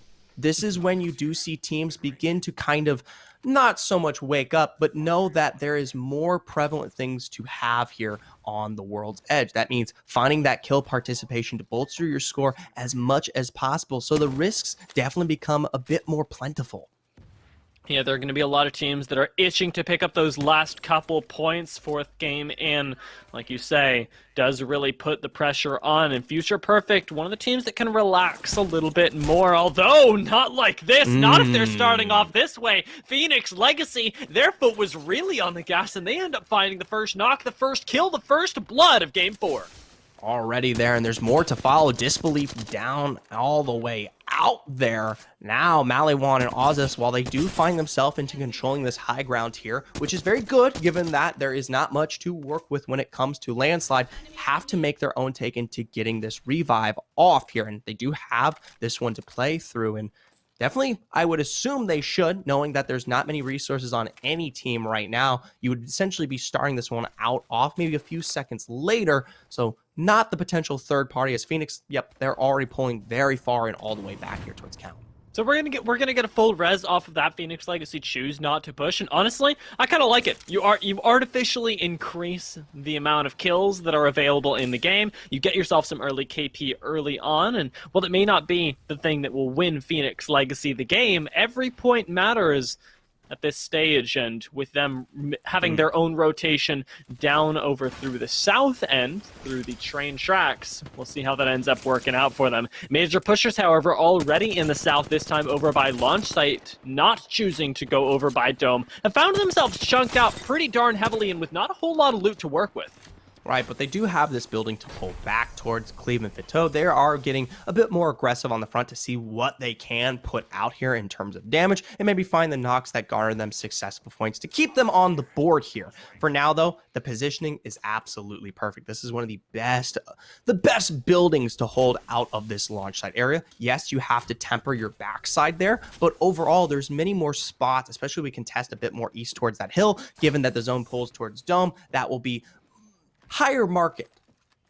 Interesting stuff here. I'm looking at Young Money Guild as they make their aggressive push. I want to see them find some success here. Prove me wrong after last game, but major pushers for right now. They're the ones that are going to be surprising me in a little bit of a different way. Losing Fit right now in a three-way fight.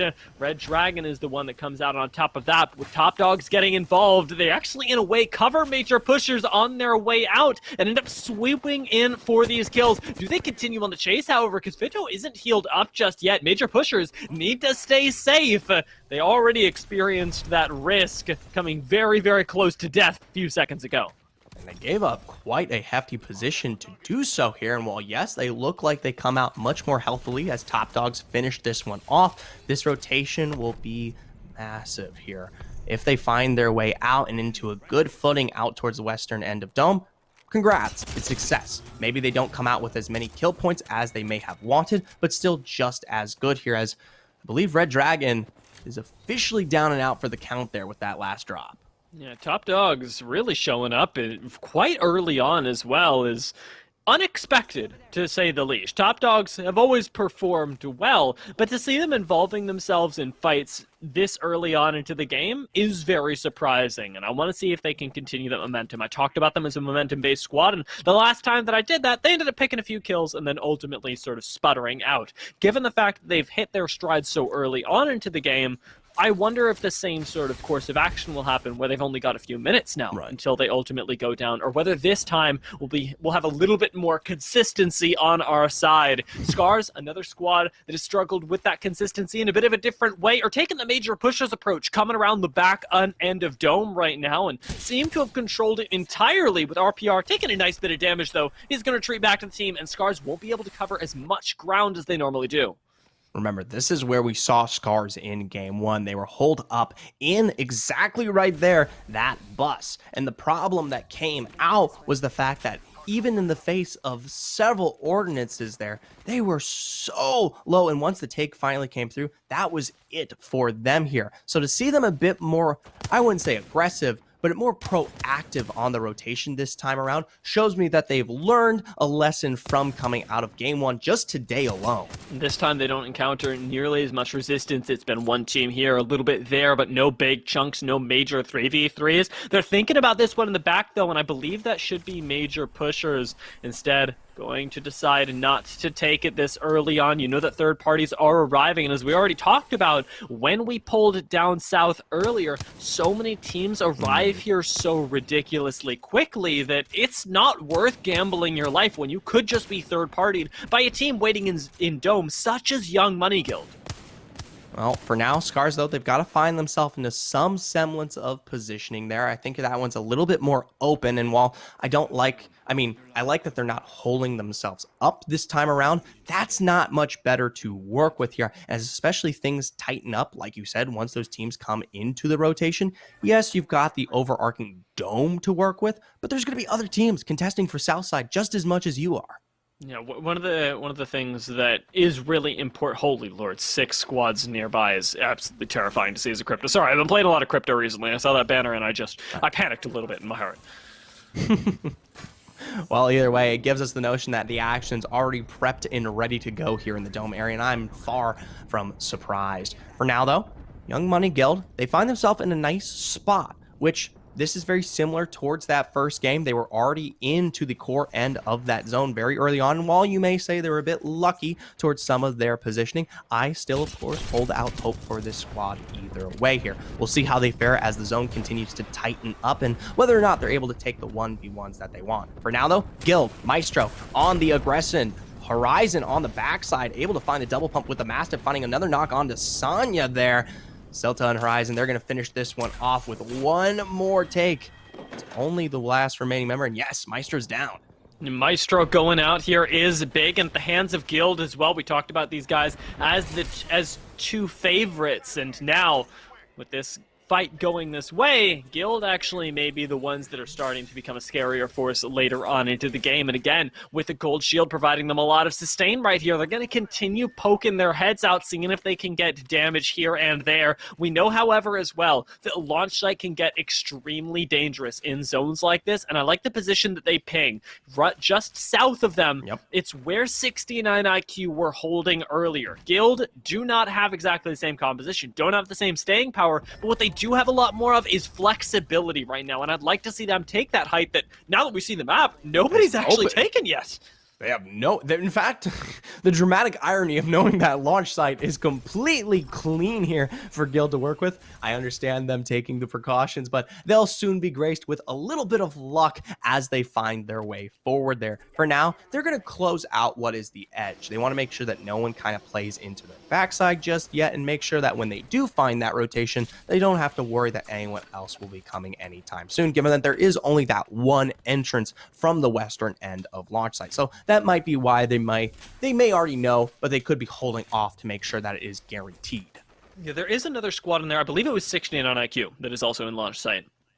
And if it is, or I guess no matter whether it is or not, what really is going to matter here is proactivity, because the likelihood that they have a caustic on the squad that wants to hold that high building in launch site is pretty darn high. And if caustic gets to a place before you, I'm sorry, but pushing it is going to cost you so much more than you had anticipated, whether or not you actually get it, if you're even that lucky. So proactivity really going to be the determiner here. Big Bam playing things a little bit slowly right now, or proactive in a way, with Xander pushing quite far out on the Wraith, but with the portal is actually relatively safe, despite the fact that, at least at first glance, this looks terrifying. May be terrifying here, but as long as they're not pulling directly towards that hill in the south, they should be more than safe. We do see the portals teleport finally come through. Senvels, the last one left, he's gonna make his way through just as safe there. For now, though, it looks like they've got some opposition right in front of them here, and we're talking about 3-3 here. I might give my favors over to Figvam. Remember, these were the guys that came out taking not just one third party out, but a second and a third in their face coming out of game 2 there. While they didn't quite find the win, the kill participation that they netted in that one alone was enough to bolster them to take first. Yeah, something that I'd like to see from them is right now with the ring closing, them actually taking that a height or second exit from the Y cave over by Lava City in their control, because if they don't have it by then, nobody's going to be giving it up. Right now, they're one of the few squads that actually have the data on where this next zone is going, and they can use that to their favor, taking real estate that seemingly to other teams wouldn't matter. But it's so important to them knowing that once that next zone closes, you need the access to be able to leave that cave and go south without being contested, and you've got to make that move in the next 22 seconds. We're not seeing them right now, but next time that we do, I expect them to be holding the height outside of the cave instead of actually being inside. Well, they've got to be careful. You've got teams like 789 who can pull the trigger. They themselves haven't quite moved out of Lava City as of yet. They've got a nice read here on the hill as a whole, and while the zone does play into their favor currently, they will be forced to rotate just as much as what we saw from underneath from Figvan. Granted, they've got a little bit more access to do so. For Gang, they themselves not so much. So many nades down here, and even so, Ford Gang are going to have to expend a few more resources to keep themselves up, even using the Caustic Ultimate that would normally buy them that extra little bit of aggression, now used for safety instead. Even that's not keeping Fanex healthy. And right below another squad, Ford Gang suffering pretty heavily, are going to go out right now. Already found their diff Q to follow up into the face of Fanex will fall as well. Lolly, no chance. That's going to be it for Ford Game here, making quick access underneath the bridge. Ooh, Figvam, they turn around. They're going against what we might have proposed earlier in that cave. They smell something out behind them, and they want to make sure that it is clear here. They can't give away this position. They know that. They've got sort of the best of both worlds, with Senvels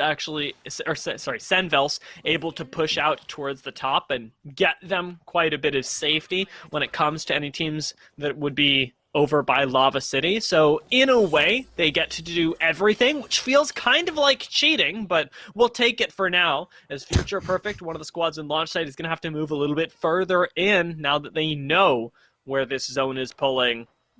They're going to be encountering quite a bit of resistance. We talked about how Guild should be inside this building, and now we should get the chance to see whether they are. It doesn't look like it. Future Perfect may have found themselves a free rotation, which leaves me wondering, where on earth is Guild? Guild, remember, they did pull much further south coming out of game one there, which we personally didn't like, but they tried to make work either way here, so they could be doing something similar of the same. But given that the building was completely open, I would be surprised just as much as you are to see that they're not in it. For now, though, Nemesis, a team that did show up coming out of our second game here alongside ASCII, facing some trouble in the smaller dome there. They've already got the one knock, and now Clone and ASCII going to be forced to run away as the defensive bombardment comes down. There's Guild. They did end up, like you said, going a little bit further south, and it nets them a kill. But will they actually be able to get into zone safely or not? Major pushers up on the height are going to be able to gatekeep them just as well. And with the 30-30 connecting, Matafe is going to be on the ground for the foreseeable future. Major pushers want to take advantage of that. The portal may be enough to keep you safe. Right, and they're making good use of the name that they present themselves with, trying to find their way down, maybe find some of the action into that third party there, but the take is slow, and as a result, they don't get to quickly collapse as much as they wanted, especially since they don't quite see those knocks. Still though, with that zone closing and knowing that the small dome will no longer be into the axis here, gives them the notion that just play towards the high ground. They don't have to move. They're already in the best position possible to take this fight when necessary. Guild are attracting a lot of attention as well. We see a bit of that 69 IQ. We're going to pull some of it away from them, but you cannot stay inside of round 3 zone. So Smegito is going to have to sit behind the ladder right now. Very little safety and very few teammates to work with. 0, in fact, as 2 of them are on the ground. Smegito, the last member left alive, 69 IQ in a no-win situation, and you've just got to look and hope that you can pick up some of this KP. Smegito plays the knockdown shield for the moment, but isn't going to have a chance to get him or his teammate any further into the game. Right, Future Perfect surprisingly coming out alive into the face of that one from Poke, not just from, say, 69 IQ, but a lot of those teams that can test what is that hill there. So, successful, but I believe they lost the one, going to be trying to find that revive. Solo Q Goats, though, on their own rotation here, out of the edge here of Cave. They've lost Diffie Q, but they do find 2 here. Senvels, of course, being off of that rotation there from Big Bam, they might pick up the rest. End up finding the members of Phoenix Legacy. I don't believe they get those kills, instead giving them over to top dogs. But Solo Q Goats now face pressure from the back end as zone closing in isn't enough to dissuade what should be Fig Bam from throwing shots into their back. Zippeth going low right now, and Shiv caught in between top dogs and Fig Bam is just going to go down here. He's got so much speed on the Bangalore. How is he alive right now?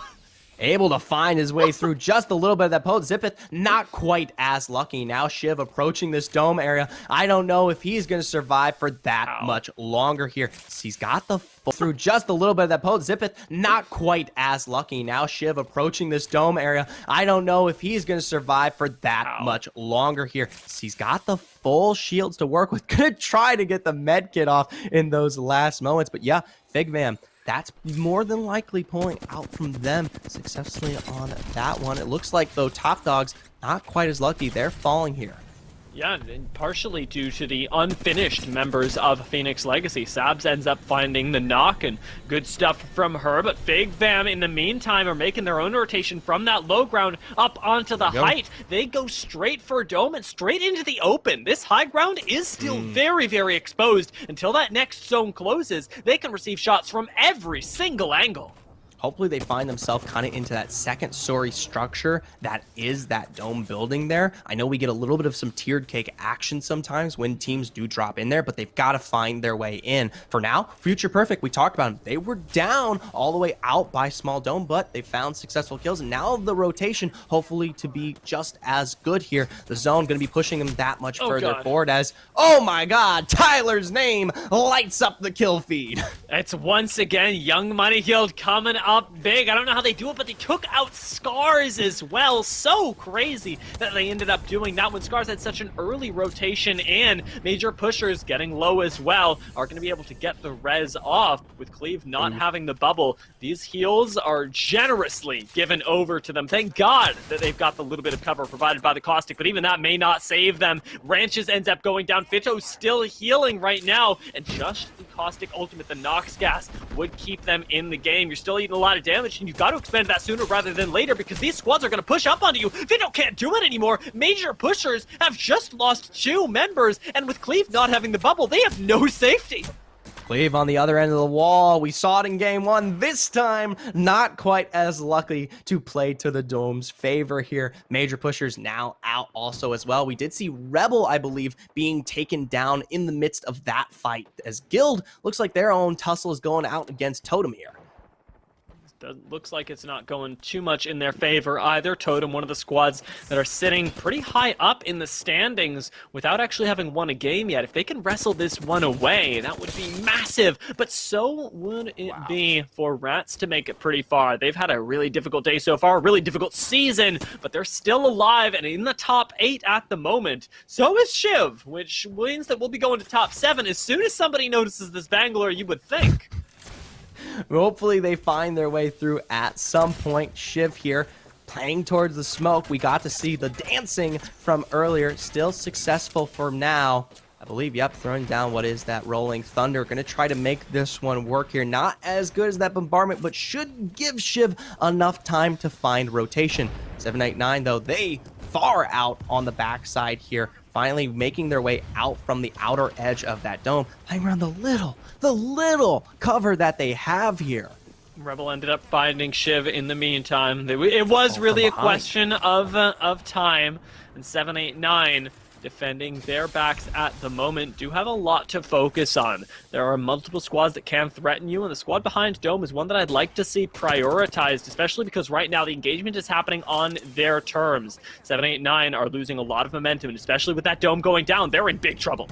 Right, the rotation already through Thermite, a very nice sight to see there, ticking down the entirety of the 789 crew, and actually forces out the Dome as well. The response will come through quicker from those that are at their backside, but oh, very nice. They find what they need and find the knock. It's Kungarna, surprisingly here, unable to find what they wanted there. That was their one take. Now losing the Gibby, they don't have their safety. Oh god, but 789, they may have overestimated how safe they were themselves, trying to poke out and take advantage of that fallen Kungarna. They end up losing Believer Rock, and we'll see if they can pick him back up. Already the nades right next door are going to spell their demise to end up going down. Will 789 meet their fates here? Yes, they will. They go out, and Young Money Guild and Rebel are the ones that shake hands and make it happen.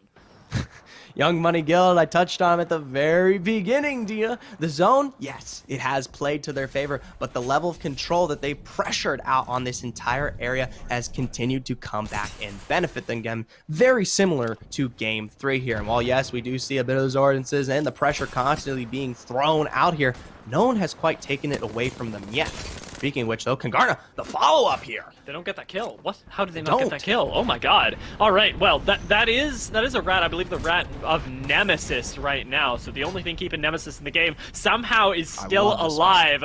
Without Graceful, however, Kungarna has very little safety up on the top end of these silos, and despite the fact that Mady is here, should they receive a defensive bombardment or two, they're going down, and make no mistake, they're attracting that kind of attention. Oh, absolutely here. The zone, though, is playing into their favor. As it continues to collapse in here, not many teams will have at least the sight line to put damage down here on the Kungarna. It will be completely reliant on, say, ultimates like that defensive bombardment. So while, yes, they are down the member, they can wait this one out. See if they're able to find their way to a second win today. That would be massive for them. ASCII going out in the kill feed, though 2 rats does remind me that we've got the rats. One of the teams that we haven't seen succeed in so long. It would be really cool if they were able to find their way forward.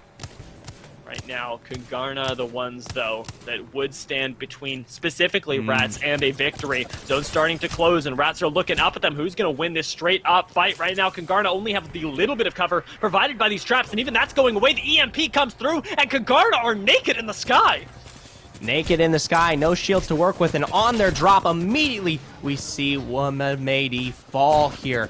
Still got the one last remaining member alive from above, as now Young Money Guild, they're on their own level of aggression. Kagarna's out, and it's gonna be a choke, a last-minute battle between all. There's no ultimate available for Tyler, so he's going to sit inside the building, see if he can outlast for right now. The rest of his team has to be the ones to clean up, and the knock does come through, but Young Money Guild play that perfectly. They had so much safety, and they ended up sending just the right amount of members, just like Major Pushers did earlier. How do Dome endings always come down to this? I have no idea, but what's more important, that or Young Money Guild, Dia? I told you from the beginning, you had your suspicions. This team came out whether you liked it or not here. Tyler is an absolute god. I need to see individual kills from that game. I need that data. Oh my god, he was it was like his name just starting every line for, I think it was the transition in between zone 4 and 5. It was so crazy. And honestly, Young Money Guild again this time had the positioning, and I felt similarly. I felt like they were just positioned in a place where of course they were going to succeed, but when it happens twice in a row, you can't count it down to chance anymore. Young Money Guild are doing something right here, and they're doing it better than teams the likes of Congarna and Major Pushers, who are out playing the outside of Dome. Young Money Guild knew exactly where they wanted to be. They controlled that zone so well, and even up to the end game showed poise, the likes of which we didn't get to see in Game 3. Hey, you know what? And it all sounds like music to my ears, Dia. I love the sound of it. But what I would love the sound of more is finding out where Young Money Guild stands, especially given the fact that they technically are still in the face of relegation. Though for us here on the desk, we're going to be going towards a short break. And when we come back, hopefully an answer that will be provided.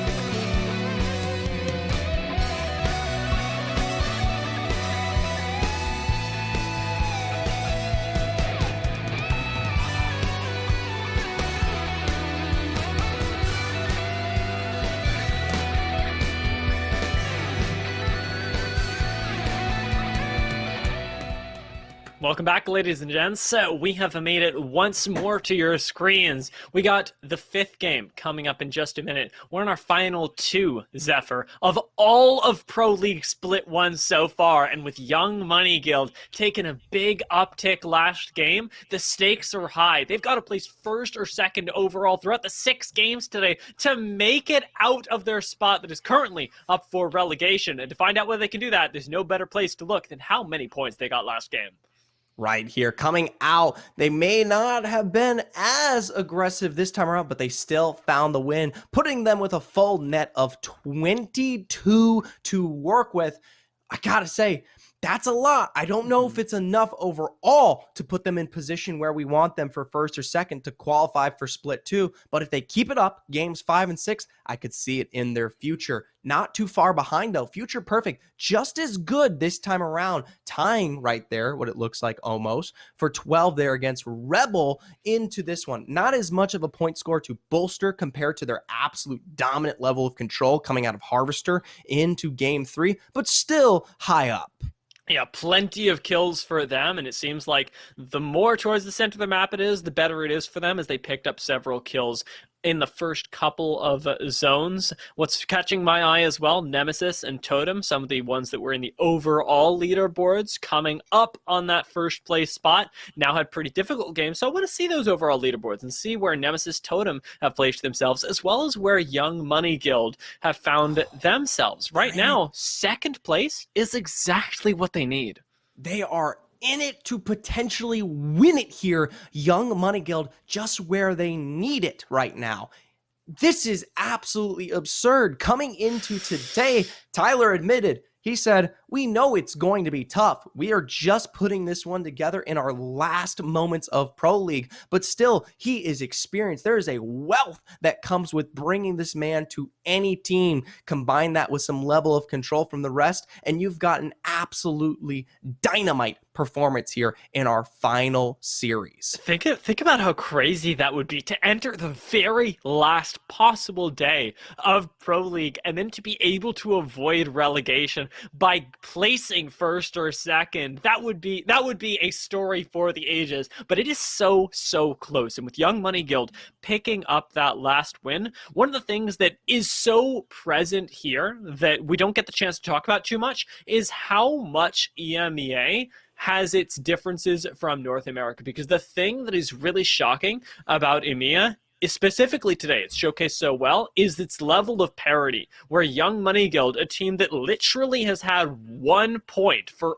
all of Pro League Split, can come back and still take games, granted, with some really nice roster changes, is amazing. And the fact that we get teams like Future Perfect, Congarna, and Major Pushers being able to match that level as well means that so many of these teams at the very top level are still all right next door to each other in terms of skill. Right, an absolute tight-necked competition here coming into our final round. And you know what? I personally couldn't be more than happy, but there's still 2 games to go here in our round 6 and 5 coming right at you here onto the World's Edge. All right, round 5 begins now, our penultimate game of the day. You knew I was going to say it, Zephyr. I say it every single time. And now we're going to get the chance to see whether we go somewhere else. We've had Dome, we've had Climatizer, we've had Harvester, and then we return to an old favorite, Dome. Take me to landslide. Potentially we get, you know what, I wouldn't mind a landslide. I'd like something in that area, especially because going over towards where Guild Phoenix Legacy Dungeon Masters land would be a really interesting way to play this one out. I mean, I only bring it up because when we get into games 5 and 6, I know we talked about a little bit of more risk taking that comes out towards these final moments, but these are literally the final potential games overall here for Pro League. This is your last shot to make your impact and find that it counts here, right? So you will have more aggression, teams trying to take it 1v1, mono when necessary to put them on the board, especially since a lot of them are still fighting for those little bit of control when it comes to whether you want to get extra points for playoffs, find your way into playoffs, avoid relegation.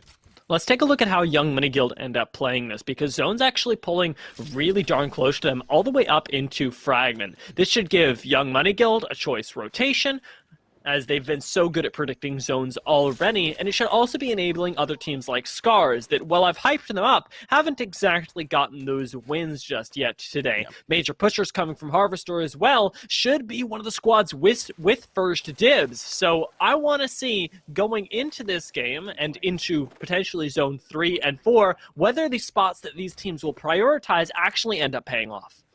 Well, for now, I personally think if they do contest and find themselves into zone, great. They've shown that they can hold core very, very well, but there has been a little bit. I mean, I'm trust me, I'm totally biased. Don't get me wrong, people, when I say this, but the zone definitely has played very much into their favor. Into both rounds there, the last and final circles were basically directly in position towards their first guesses here. So no major rotations were ever necessary out of Young Money Guild. But, you know, they're absolutely cracked in every other, right? So I shouldn't be talking. I mean, that's the thing, though, is that, like, being able to guess zones is less RNG than you might initially think. Because you can see a zone, and literally based on the exact meters, where especially Zone 2 falls, you can kind of say, okay, well, I've seen this before, because they can come in rotations. And that's one of these skills that is very difficult to, I want to say, demonstrate at the highest level, because it's one that isn't necessarily gameplay related. You don't see it in the solo moments where you're fighting 3v3, where you're holding off third parties, where you're getting skull cracks from across the map.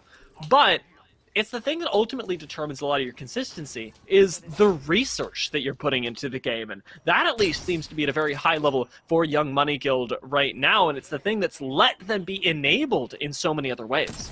I would be very curious to see who's making those calls, who's playing the chess match at the start of these lobbies that puts them on such a good foot forward here, because I know Tyler comes with a wealth of experience being on New earlier this split alone for Pro League, and also being on Bear Claw as well prior to that. So either way, we've talked enough as we can about Young Money Guild, and trust me, we're holding out as many hopes as you are, but we get a bit more of a take here. Fragment, not usually an area that we get to see heavily contested for. We don't get central maps very often. That was something we talked about at the very beginning of today. Usually things pull a bit more towards the edge here, so gonna get a conglomerate here as all these teams, as you can see, are finding their rotation in. I gotta say, also, while we're watching all these teams sort of pile up, one of the other things that's been highlighted is Zanya's tracking. On this rampage, Zanya's looking pretty darn good. To track a drone, a Valkyrie squad flying through mid-air, not once but twice,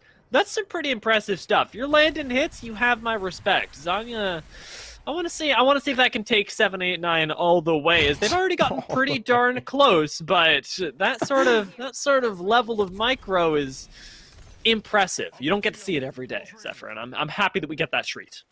Well, for now, we get a bit more of a larger read regarding the zone, and no surprise there. You've already got a bit more of a pull back down towards the fragment area, so nothing different than what we've been discussing thus far. I will say it does close off a lot of the opportunities that you do have to work with. When we talk about the more northern reaches here, you already see that epicenter tower no longer being an option where we, you know, get more of the damage, less kill participation, but also some major notables. We talk about train, survey here, some of the more pulls that you see teams hold up for such an extended period of time, and given that they will have to make moves away from them, they won't be able to take advantage of a lot of the extra verticality and positioning that gives them time here. I don't think you have as much time to work with when you play into the frag area. There's so much of a contest given how open-ended it is, especially for things like the third-party action. Well, it seems like this is definitely benefiting Scars right now. They made their push in from over by Overlook, and as much as I was hyping up 7, 8, 9 earlier, it doesn't seem like they're going to get to continue. We've got a little bit more, though, and Monde goes low. Scars could be forced all the way back, as surprise, surprise, who is it? It's Young Money Guild that show up to make the most of the situation. Young Money Guild already keeping the dream alive here. I will note, we do see the drop from Tolkien onto Tyler, so that's your major carry that you no longer have into play here. Totem in their own right starting to create this tiered cake that we sometimes discuss when we get into buildings like these here. Overall, though, no further squads to fall, just plenty of damage on the board. That's a stick. Savage might actually end up being okay. Did he swap the shield? Is that a what? What? How? What? All right. All right. I have no more emotions to go through. I'm just very confused. That looked like a stick, and well, Reply Totem are fine, so we'll see them ultimately. I guess be fine. I'm not sure about that interaction. However, as we continue in, one of the things that you were talking about, Zephyr, that I did want to take a little bit of space to talk about was the PowerPoints for this map, or for this poll. Right. We look at the circle that they're in right now, the building that Reply Totem find themselves inside. This is one of the buildings that you'll have to keep your eye on. The other one being Market, over on the other side of the bridge. Broken building right next door to it, and of course, interestingly enough, the building that is right below the high ground coming out of Epicenter that Big Vam were right next to earlier, that's another PowerPoint. It's one that Top Dog's currently occupy.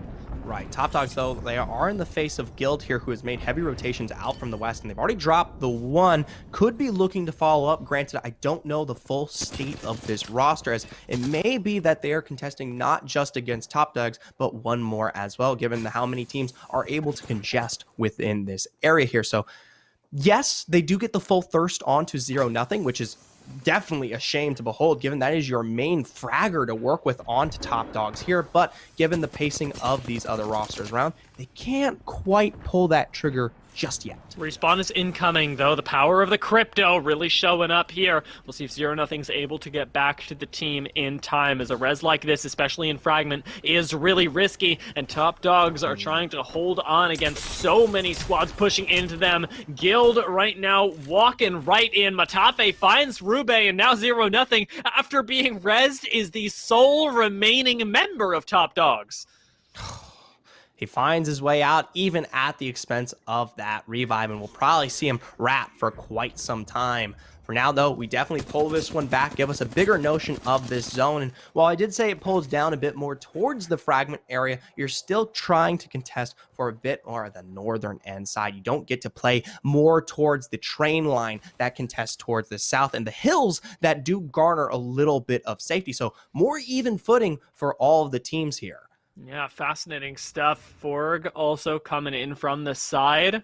You can see Rebel on the low ground looking up at them. Might be a clash that we get to see. Rats waiting to strike, and Kungarna in position to hold the bridge and the broken building. Have, honestly, one of the better spots. I really, really like broken building in a lot of fragment zones, because whether it goes to the other side of the bridge or whether it ends up pulling over to Market, as it commonly does, that's the one that gives you the most flexibility. Yeah, exactly. When you find those rotations in, you're actually able to capitalize, and you don't take too much damage, especially on that rotation. There's a level of safety that comes through. For now, though, doesn't look like this team that Dungeon Masters got their eyes on has that kind of control either. Dome down here, and Plushka looking to finish the job. Gas trap outside to start this one off, but they've already rotated. Looks good for them so far. Solo Q Goats on the low ground have already lost one. We may be facing a very similar situation to what we saw last game. Diff Q trying to get out with the Wraith, and Shiv, unfortunately with no smokes, is just a Bangalore dead in the water. And as Diff Q joins him once again, Solo Q Goats meet their fate a little too early on this game. There's no time in the frag era. You either hold the buildings or that's it. Yes, there's cover to play with once you're in them, but if you're looking for late rotations out of edge, you have no safety. You have nothing to work with, because this becomes an absolute beam of a zone. Everyone's got eyes on you, but you've got eyes on nobody. It's so scary. You just don't know where to look at some points. And Nemesis right now, again, receiving pressure from even further south inside of Fragment, have a lot of problems, because 69 IQ are going to be able to look at them. So will the teams over on high ground that would take you over to the train station. It's a difficult building to describe, but 69 IQ for right now really do have another power position, although they share it. They share it, interestingly enough, with some amigos. Well, I mean, we talk about the levels that you sometimes get here, and I don't think either one wants to take this one just yet. Granted, I don't think if a skirmish came out here, we would really see any follow-through from a team. They're definitely a bit more farther paced in terms of where the most of the action seems to be currently. So if teams decide we got to play for kill participation, we got to make those moves happen, they could do so. But we do have to pay respects towards the south. Zone hasn't quite pushed them in yet, so you've got teams like Kungarna, Maestro, who are still contesting this area. Yeah, Kungarna, we'll have to keep our eyes on with Maestro up here. They're actually in quite a bit of trouble. We already know that should they crest this hill over the train tracks, they will encounter resistance, and 69 IQ are definitely going to be one of the teams that would put that up. Swinny goes low, but ends up getting the bat off in a corner, and with 69 IQ still up, they should be able to win this fight. One more push would do it. Kungarna start chunking away at Phoenix Legacy as well. Killfeed's starting to light up, and Zone's not even closing yet. This is the expense of being within those final rounds here of our last round, or our last series. My apologies here. So to see them already trying to take these kills is no surprise. Maestro, though, they themselves have rotated down from their high ground on hill, are trying to find their way into this building directly into the face of 69 IQ, and they've already taken the top floor. Yeah, this is a power position for them because it lets them lay down fire onto the tracks as well, where we already saw the fights going off. They've lost a member, however, and even with the black market here to give them sustained, 69 IQ are pushing, and they're likely going to be able to find these kills. Finding the laser there, Rugby meets his untimely end, and 69 IQ with the patience take the top floor. There's just a few too many balls to juggle for Maestro. They've done a great job taking control of this building, getting it away from whoever was their amigo once before, and now into the face of Maestro. And even with a bit of the poke here coming out, controlling this high ground just as much as well. So I gotta give a big handle over to 69 IQ. They've had a rough start here in the Pro League, but they showed up big, especially yesterday into round 5, finding themselves a first place finish. For now though, Gang already dropping one. Faye next to follow, gets his own response onto Silta here from Guild. I believe it's the 2v2. Well, 2v1. Yeah, nice jump away from Phoenix, but now it is just a matter of how long he can survive. Already having lost that fight, reloads just in case, but watch your back because there is a squad coming for you, and even out here, you are not nearly so safe. Other teams like FigVam are looking down on that low ground, seeing if they can pick off an errant Valkyrie or two, and they're not going to be forced to move soon either. This round, still including FigVam, is giving them such a power position for these later game rings. And the craziest thing is you do have teams that play up towards the north here that we would usually be seeing, something like Fort Gang, who usually starts out towards Climatizer. The thing is, they want the frag area, and they've found heavy rotations in as early as possible. But as you've seen so far, it hasn't really given them much to work with. So FigVam coming out on top with a bit more of a reserved playstyle. We'll see how it fares as the zone definitely closes out and we get a notion where the next one will be. But for now, 69 IQ, they're on their own. The drop here. See Swinny draw. I mean, we did see Swinny knock there, but so far it looks like they're safe to continue playing. It's actually magical that they ended up getting that res off as well. They should never have been able to get away with it, but the focus of the lobby just isn't on 69 IQ. It's how they won the fight up top, and it's how they end up continuing in this game. It's shocking to see, but the fact is that they are evading attention so well because they're not actually in any power spots. They play in these weird corners that don't really look like they should be getting you any KP. You see that circle, though, and it's exactly what I was talking about earlier. Look at where Kungarna are. Look at where Young Money Guild are, and you just sit back, you wait for that game to come to you, especially if you're Kungarna. I gotta say, this western end of Fragment will become a problem very soon here. You've got 4 squads all contested in equally respectively all 4 of these buildings here who will have to make at least a move to what is that middled area. Not quite the bridge of that broken building just yet, but to play into the northern end of it, right? And only one will come out alive unless they find themselves into several floor stance there into that building. One of the things that I'm going to give us a teaser of right now, look out for Kungarna if they choose to rotate into market. There's going to be a lot of death in market.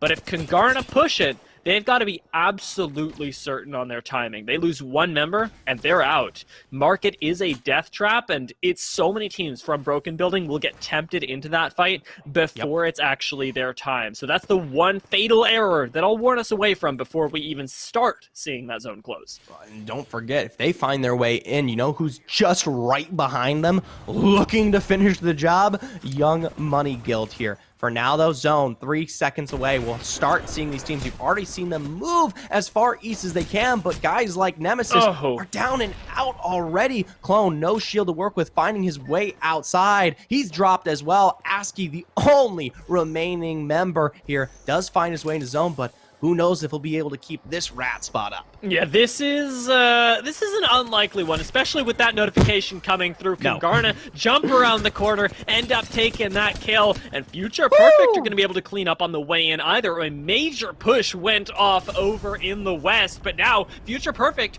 they might be the ones to absorb it. Nice nades from Oz. It's going to keep you right behind your Gibraltar Dome at the same moment, and a crypto EMP to come through. Disbelief is going to leave these teams in utter disbelief. No way out here. They are hemmed in by Future Perfect, and whoever is off to the west, they're going to die.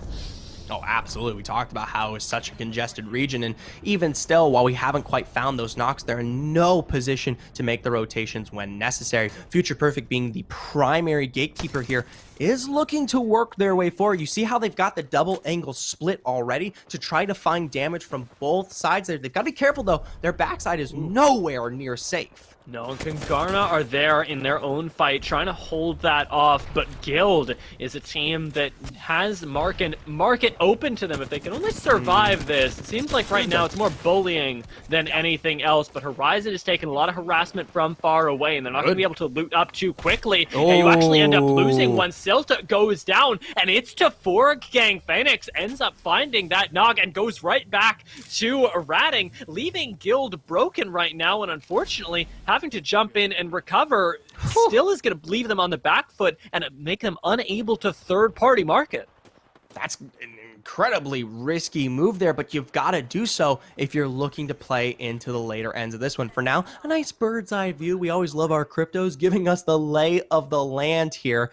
Here's to see where they're going to be able to work this one out. Future Perfect, no, they've got 2 squads to play into there, and not quite able to take down that Valkyrie. We'll see if anyone outside of this one may be able to do so. Range is already looking more than low enough. They've got nowhere to play into regarding this bridge. Oh no, even the low ground is taken right now. Bubble is going to buy you a little bit of time, but that's it. Major pushers jumping in here. They should be dead. They lose 1, they're going to lose 2. Major pushers go out, and it's Young Money Guild who own this bridge. No problem whatsoever, and that rotation was almost inevitable here. Dungeon Masters taking their sweet time. I believe they're going to rotate directly into where we saw Guild from last move. I like the dome play, but they don't spot anybody to work with. That dome is not what they thought it was going to be. It almost killed them. Had it fallen off the edge, Dungeon Masters would be dead right now, and even so, they have to put themselves in a very, very bad position down here on the low ground to be able to make use of it. As it expires, they end up losing 1, and we may just see our second Valkyrie ultimate lead to death as well. Play in the knockdown shields, the only thing that Dungeon Masters have left. They are right next door to Kungarna and right across the way from a team that is just not giving up. No problem whatsoever to keep laying this one forward. Lumi to fall as well. Xen's now the only member. He's going to take the risk. Straight into the portal there. Now back and over. Already took more than half in response there. He's back towards his teammate. He's going to find those bammers. Try for the revive. He already knows it's looking dire straits. I am sweating right now. As he started that revive, I was like, no, we meant to loot it, and then he looted, and then I was like, oh my god, this is just so stressful, and Dungeon Masters, their time is limited here, but for right now, it'll get to continue. Guild actually end up picking up a few of those kills, and now Reply Totem, they move forward as well. Bridge, still a really nice power position, one that ultimately actually has quite a bit coming to them. Future Perfect have taken Kungarna's spot from earlier, leaving me to wonder, where on earth did Kungarna go? Are they on the floor right now? They would have to be at this point. This is the highest you can get regarding this area here in Future Perfect, loving most of the control. They could be playing back towards the edge of that western building if necessary, but I like that. Beautiful stick. found there from Oz, but no follow through. Look at the death boxes, Oz. I need to know if Kangana are on the ground, because if Reply Totem are here, Future Perfect are there. We got 5 squads left. Young Money Guild should be underneath. Right now, Reply Totem playing their lives, playing safe, as next zone is going to be the one to pull all these 5 together to ultimately end the game. And again, watch this broken building, because Future Perfect may just find their second win right here. This is such a power spot. Absolutely here, and the gas constantly pressuring this one out. They've got some squads below them, but they themselves are taking their own fights that they're going to have to work with. Totem potentially going to be the first to fall there as Guild is pressured down, dropping them out. Tough stuff for all of these teams. 4 left. Totem above this bridge, Young Money Guild below. Future Perfect still running everything, and Kangana must be on the outside, perhaps whittled down to just the 1 member, as we see 1 lone Caustic out there. Young Money Guild are gonna make short work of a Valkyrie's health bar, but ultimately not find that knock. That's Kangana, probably. It must be Kangana on the outside. I'm losing my mind right now. And with the defensive bombardment, though, Totem end up losing 1. Young Money Guild, honestly, don't have to play the game anymore. You sit down here, you use your Wraith Portal, this is your end game.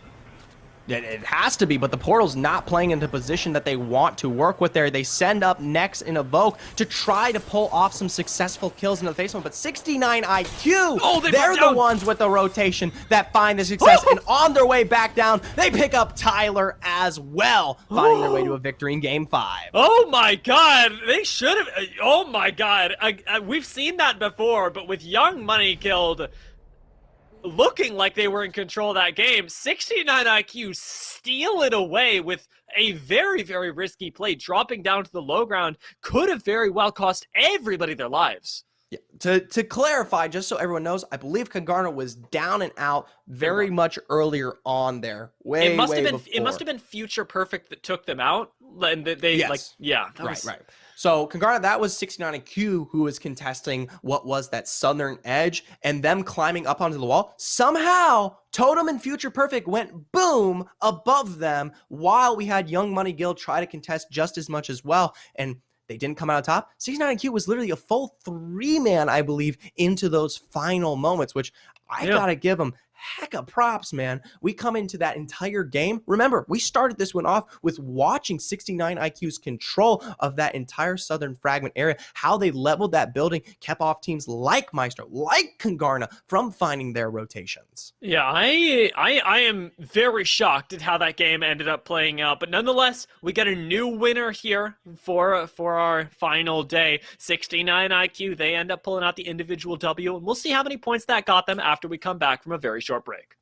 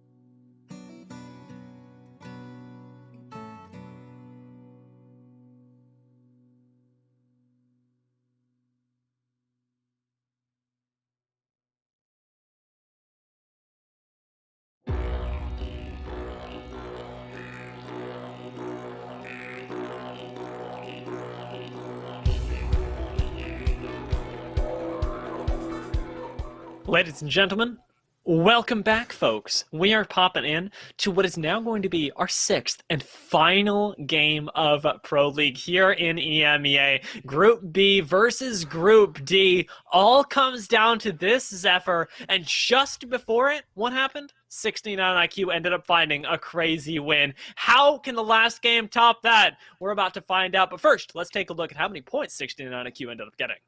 And it should be quite a bit here. Like we were talking about earlier, they had great control of that southern area. So the 11 kills to bolster not only their first place positioning, shoots them up there. Not as explosive as some of the first places we've seen here today, but just as good.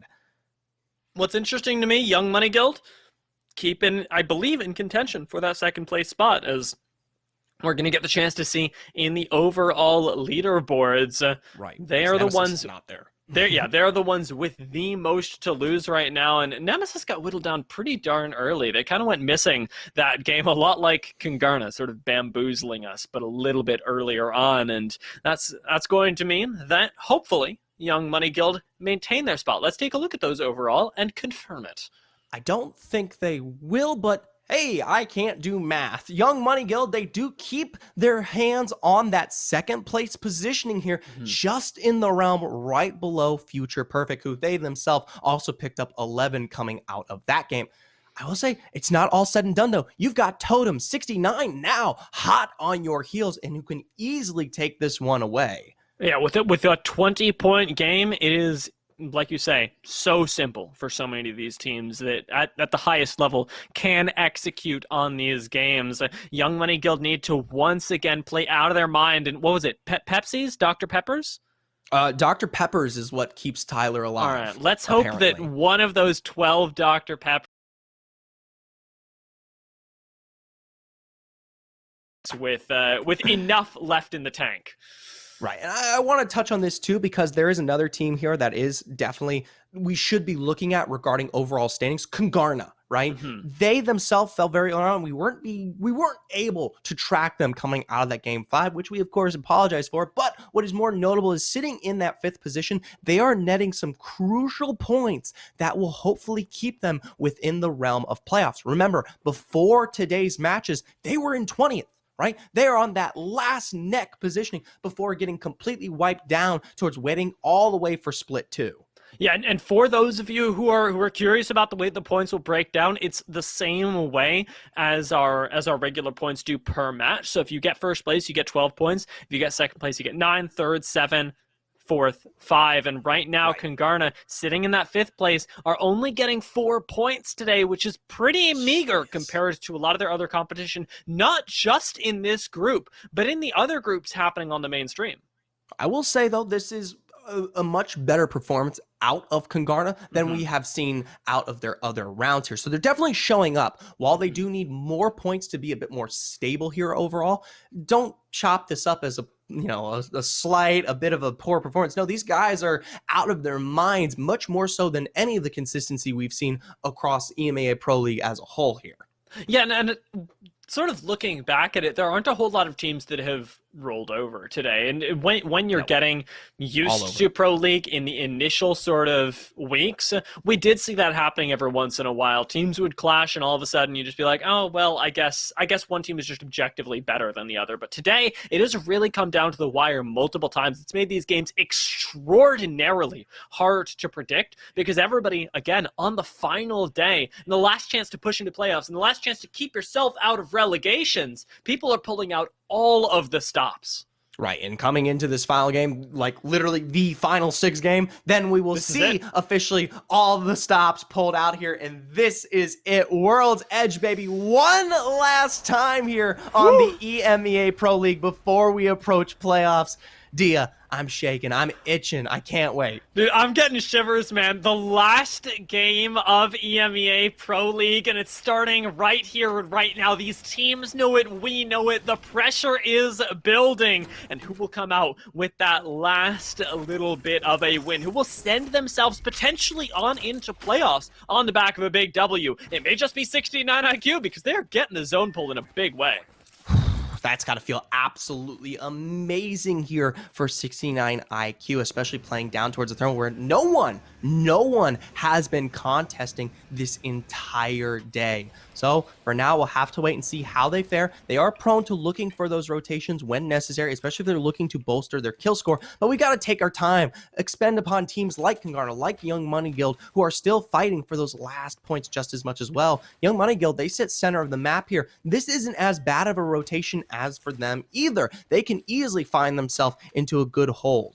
And Nemesis dropping right next door over in Shri are thanking their lucky stars as well, because they were sitting in 34th with 6 points. Just 2 or 3 placement points would push them out of the spot for relegation. So they've got their own chance with one good game here to turn everything around with a few nice plays. Interestingly enough, though, we're getting a total first right here, Zephyr. Shiv is not playing Bangalore? Shiv is on the Valk this time around. Solo queue Goats switching up, obviously something we've seen, but not quite for Shiv as of yet. It definitely begs the question of what they might be looking to do with this one here for solo queue.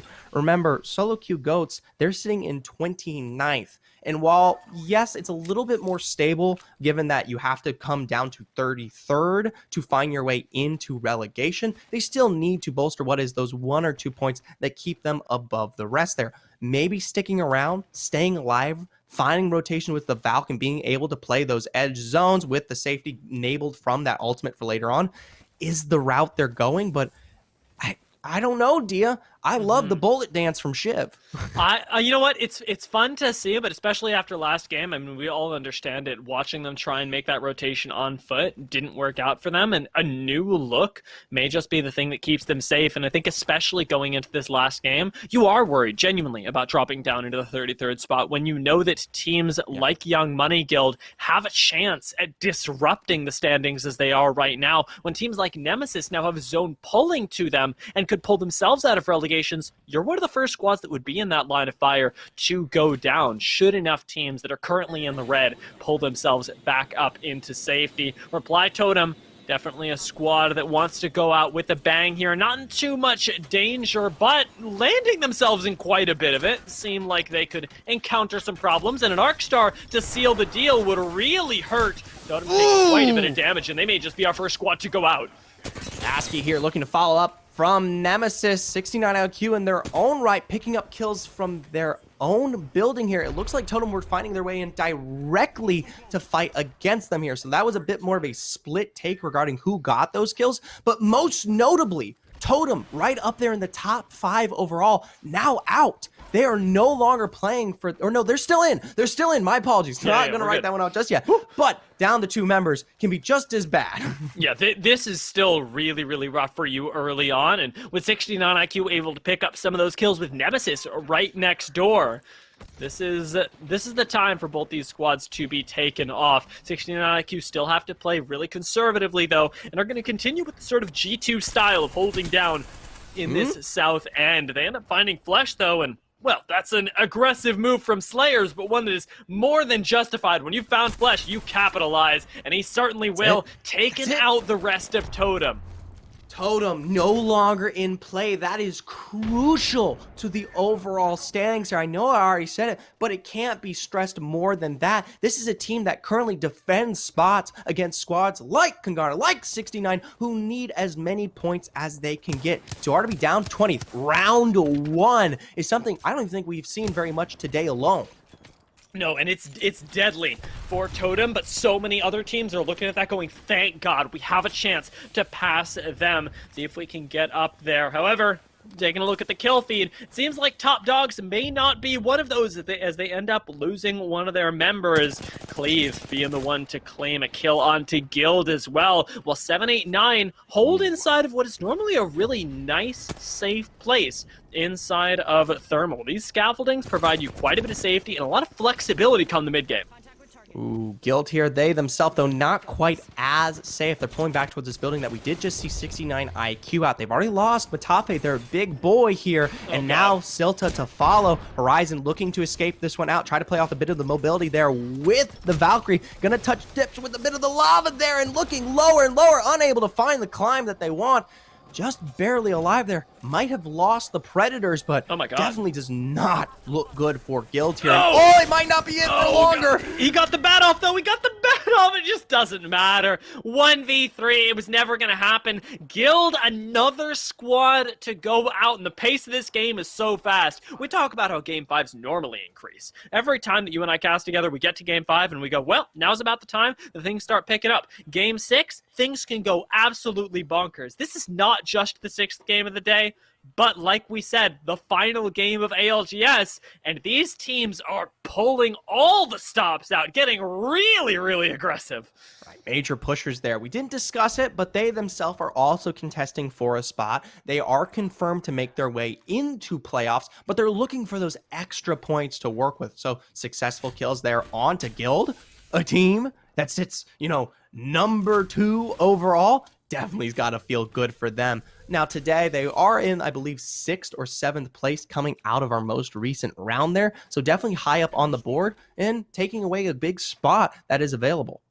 Yeah, one of the things with Guild especially that I'm really happy about is the way they've picked up recently. Guild have looked so good after what was a few weeks where they were kind of flying under the radar here, but now with them having a really nice performance yesterday and coming into today, already in 6th, which is in most books a win when there are 20 teams dropping down. This is really nice stuff for them to send them into playoffs, and I'm excited to see them play in those playoffs and see if this sort of style, this uptick in their performance carries over.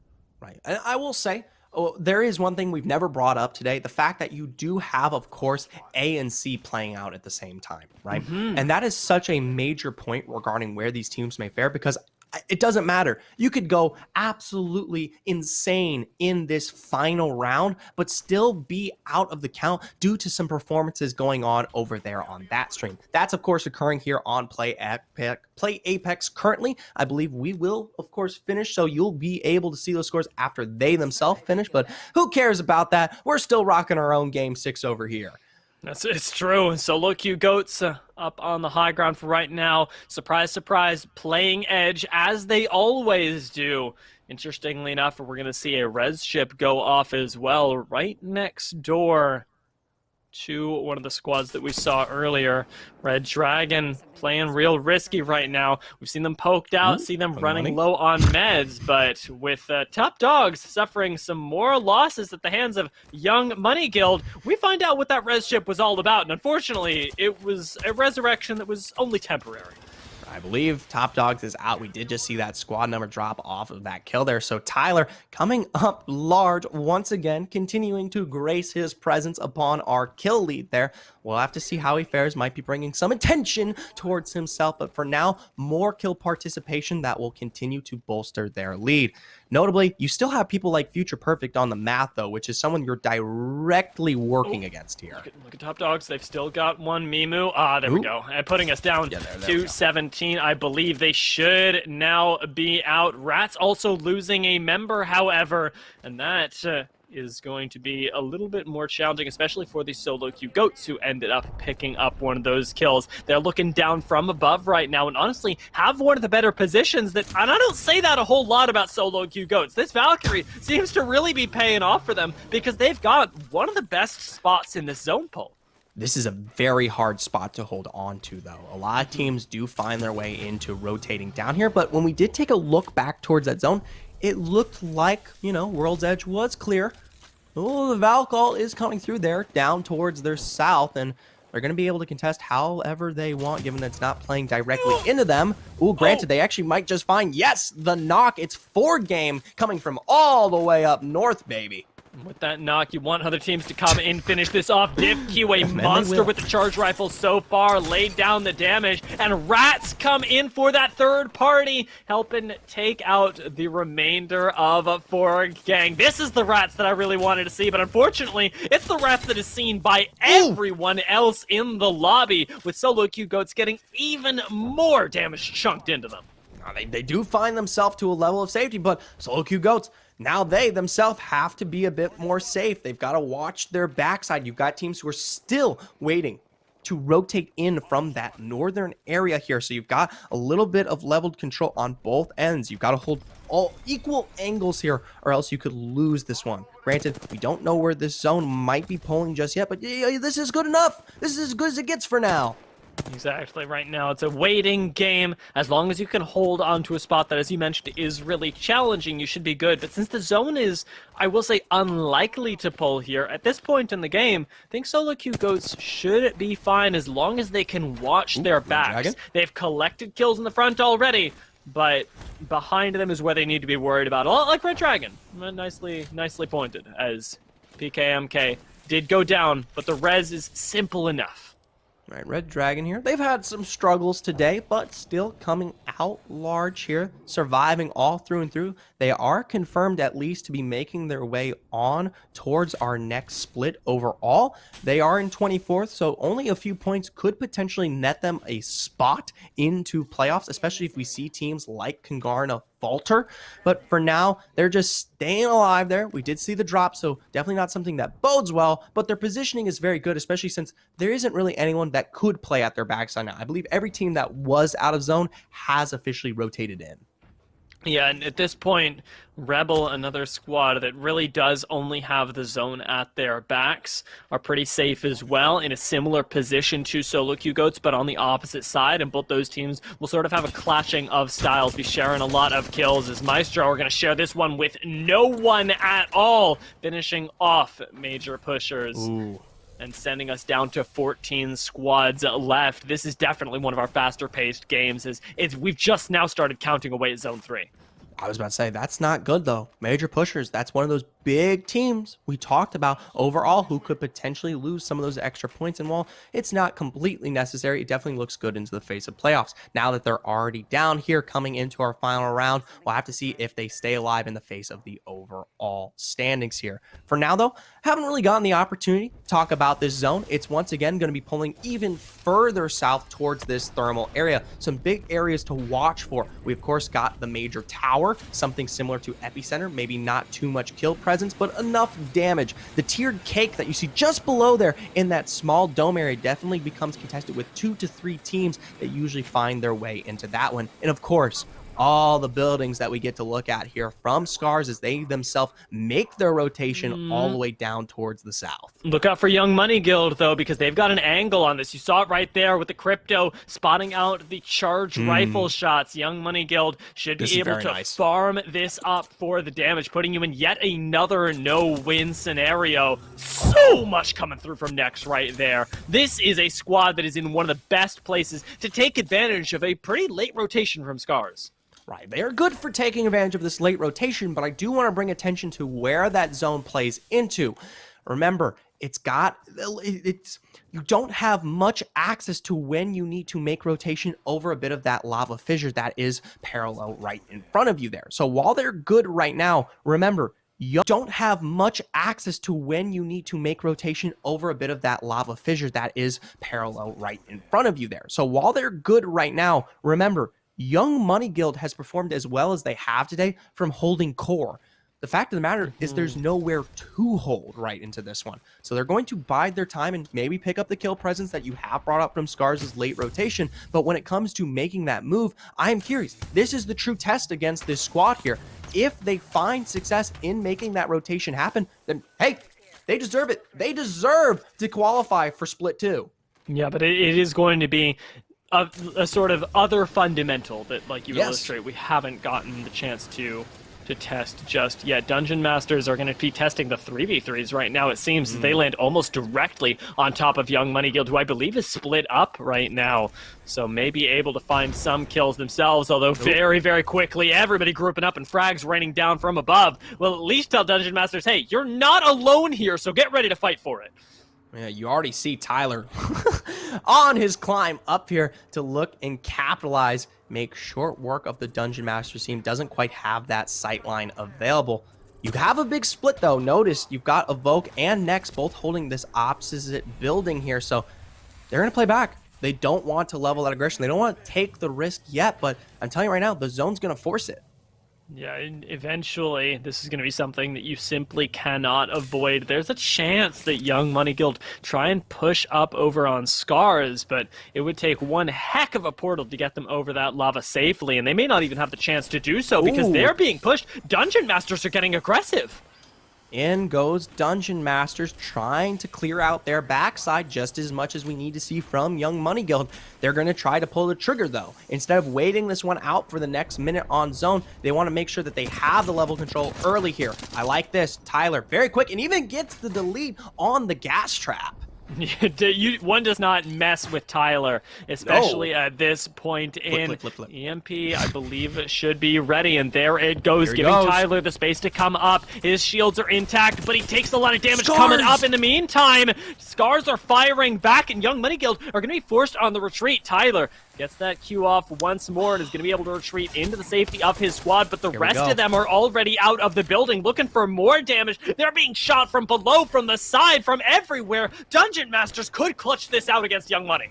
You've already got what looks to be 69 IQ also pressuring this damage out. Tyler now being the only one left alive, tries to find what he can with the EV8, slides through, unable to get the knock that he needs, and back into the building he goes. He's got to be careful. The following rotation could be just as nasty, and it is.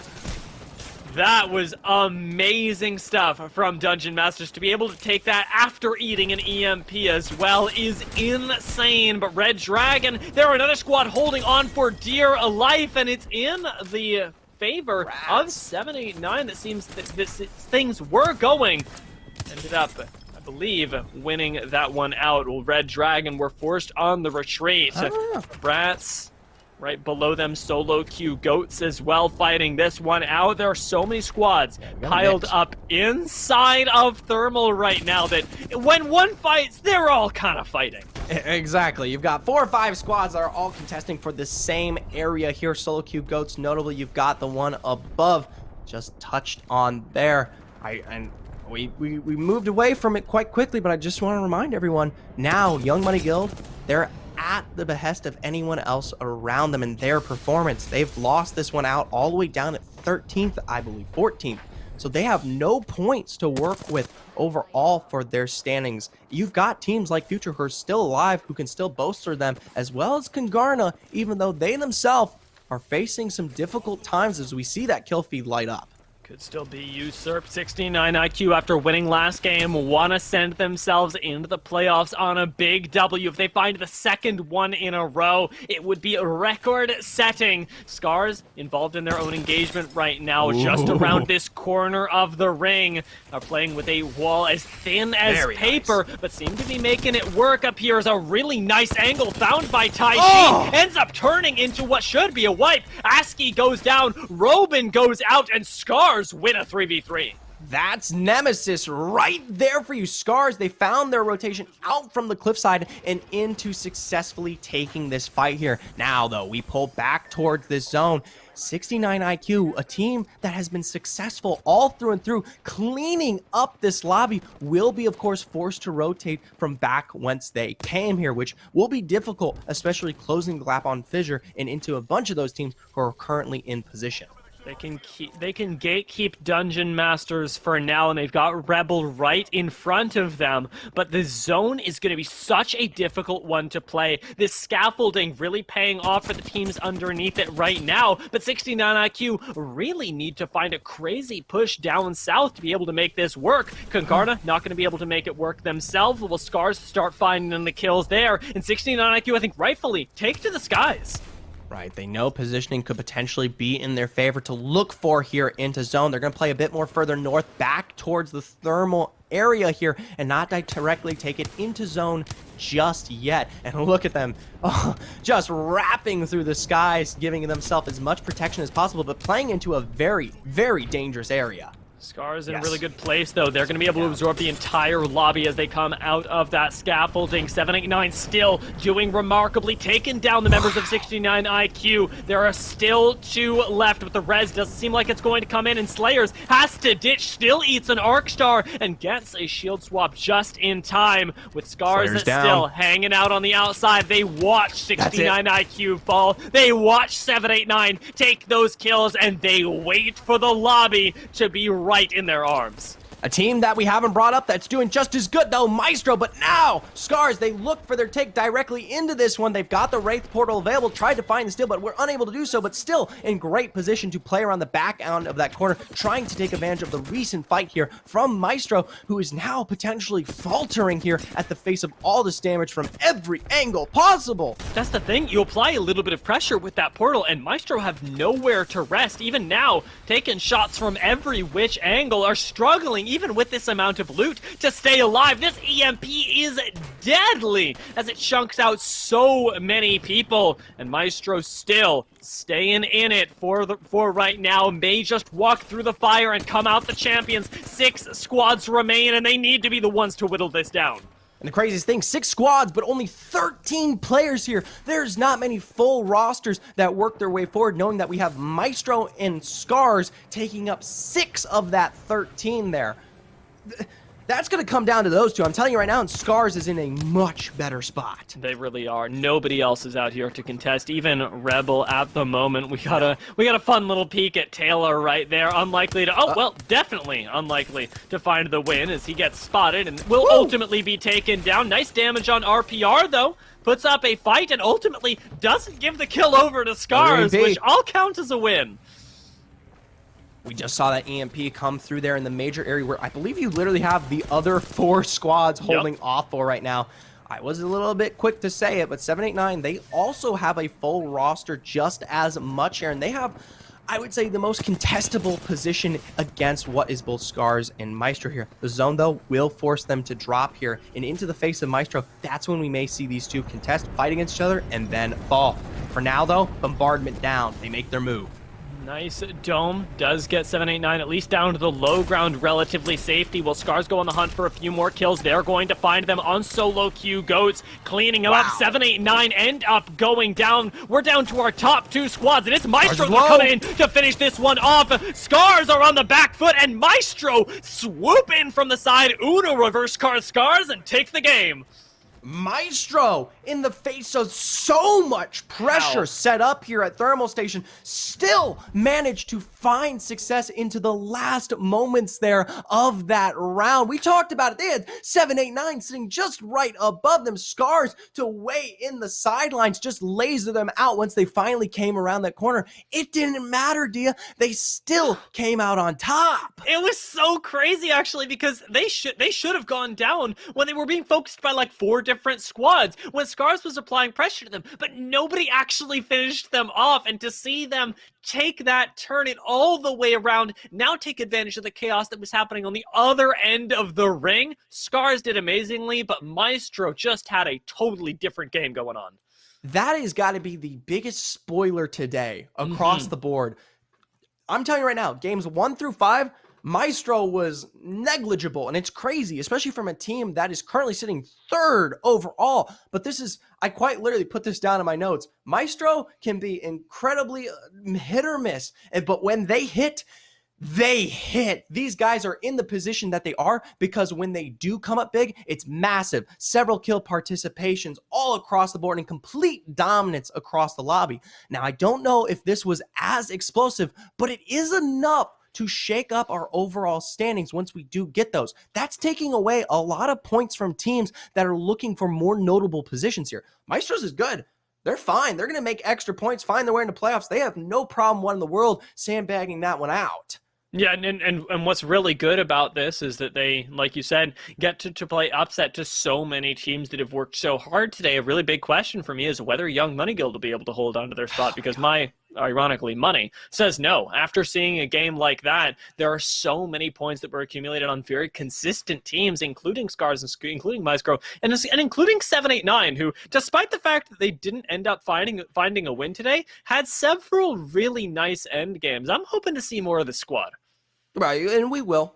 Come Mm-hmm. split 2 here, I believe they're more than secured enough to be in that position. The team that you didn't bring up that I am still very curious about, they fell, I believe, what was in that 13th or so position, Sure. Kungarna here. They themselves are in the last moments trying to find their way into the playoffs there, and they did fall relatively early if we're talking about bolstering a point lead coming out of game 6 here. Now, they were high up in position. To make sure I'm correct, they were 5th, sitting with 40 points right before round 6 here. So definitely points to work with in terms of overall, but maybe not enough to defend against other teams that could come up right behind them. Yeah, especially, I mean, I'm taking a look at the overall boards right now. Coming into today, they were right next door to New, and with Clean coming up right behind them, who are likely going to put up some really nice performances on the mainstream today.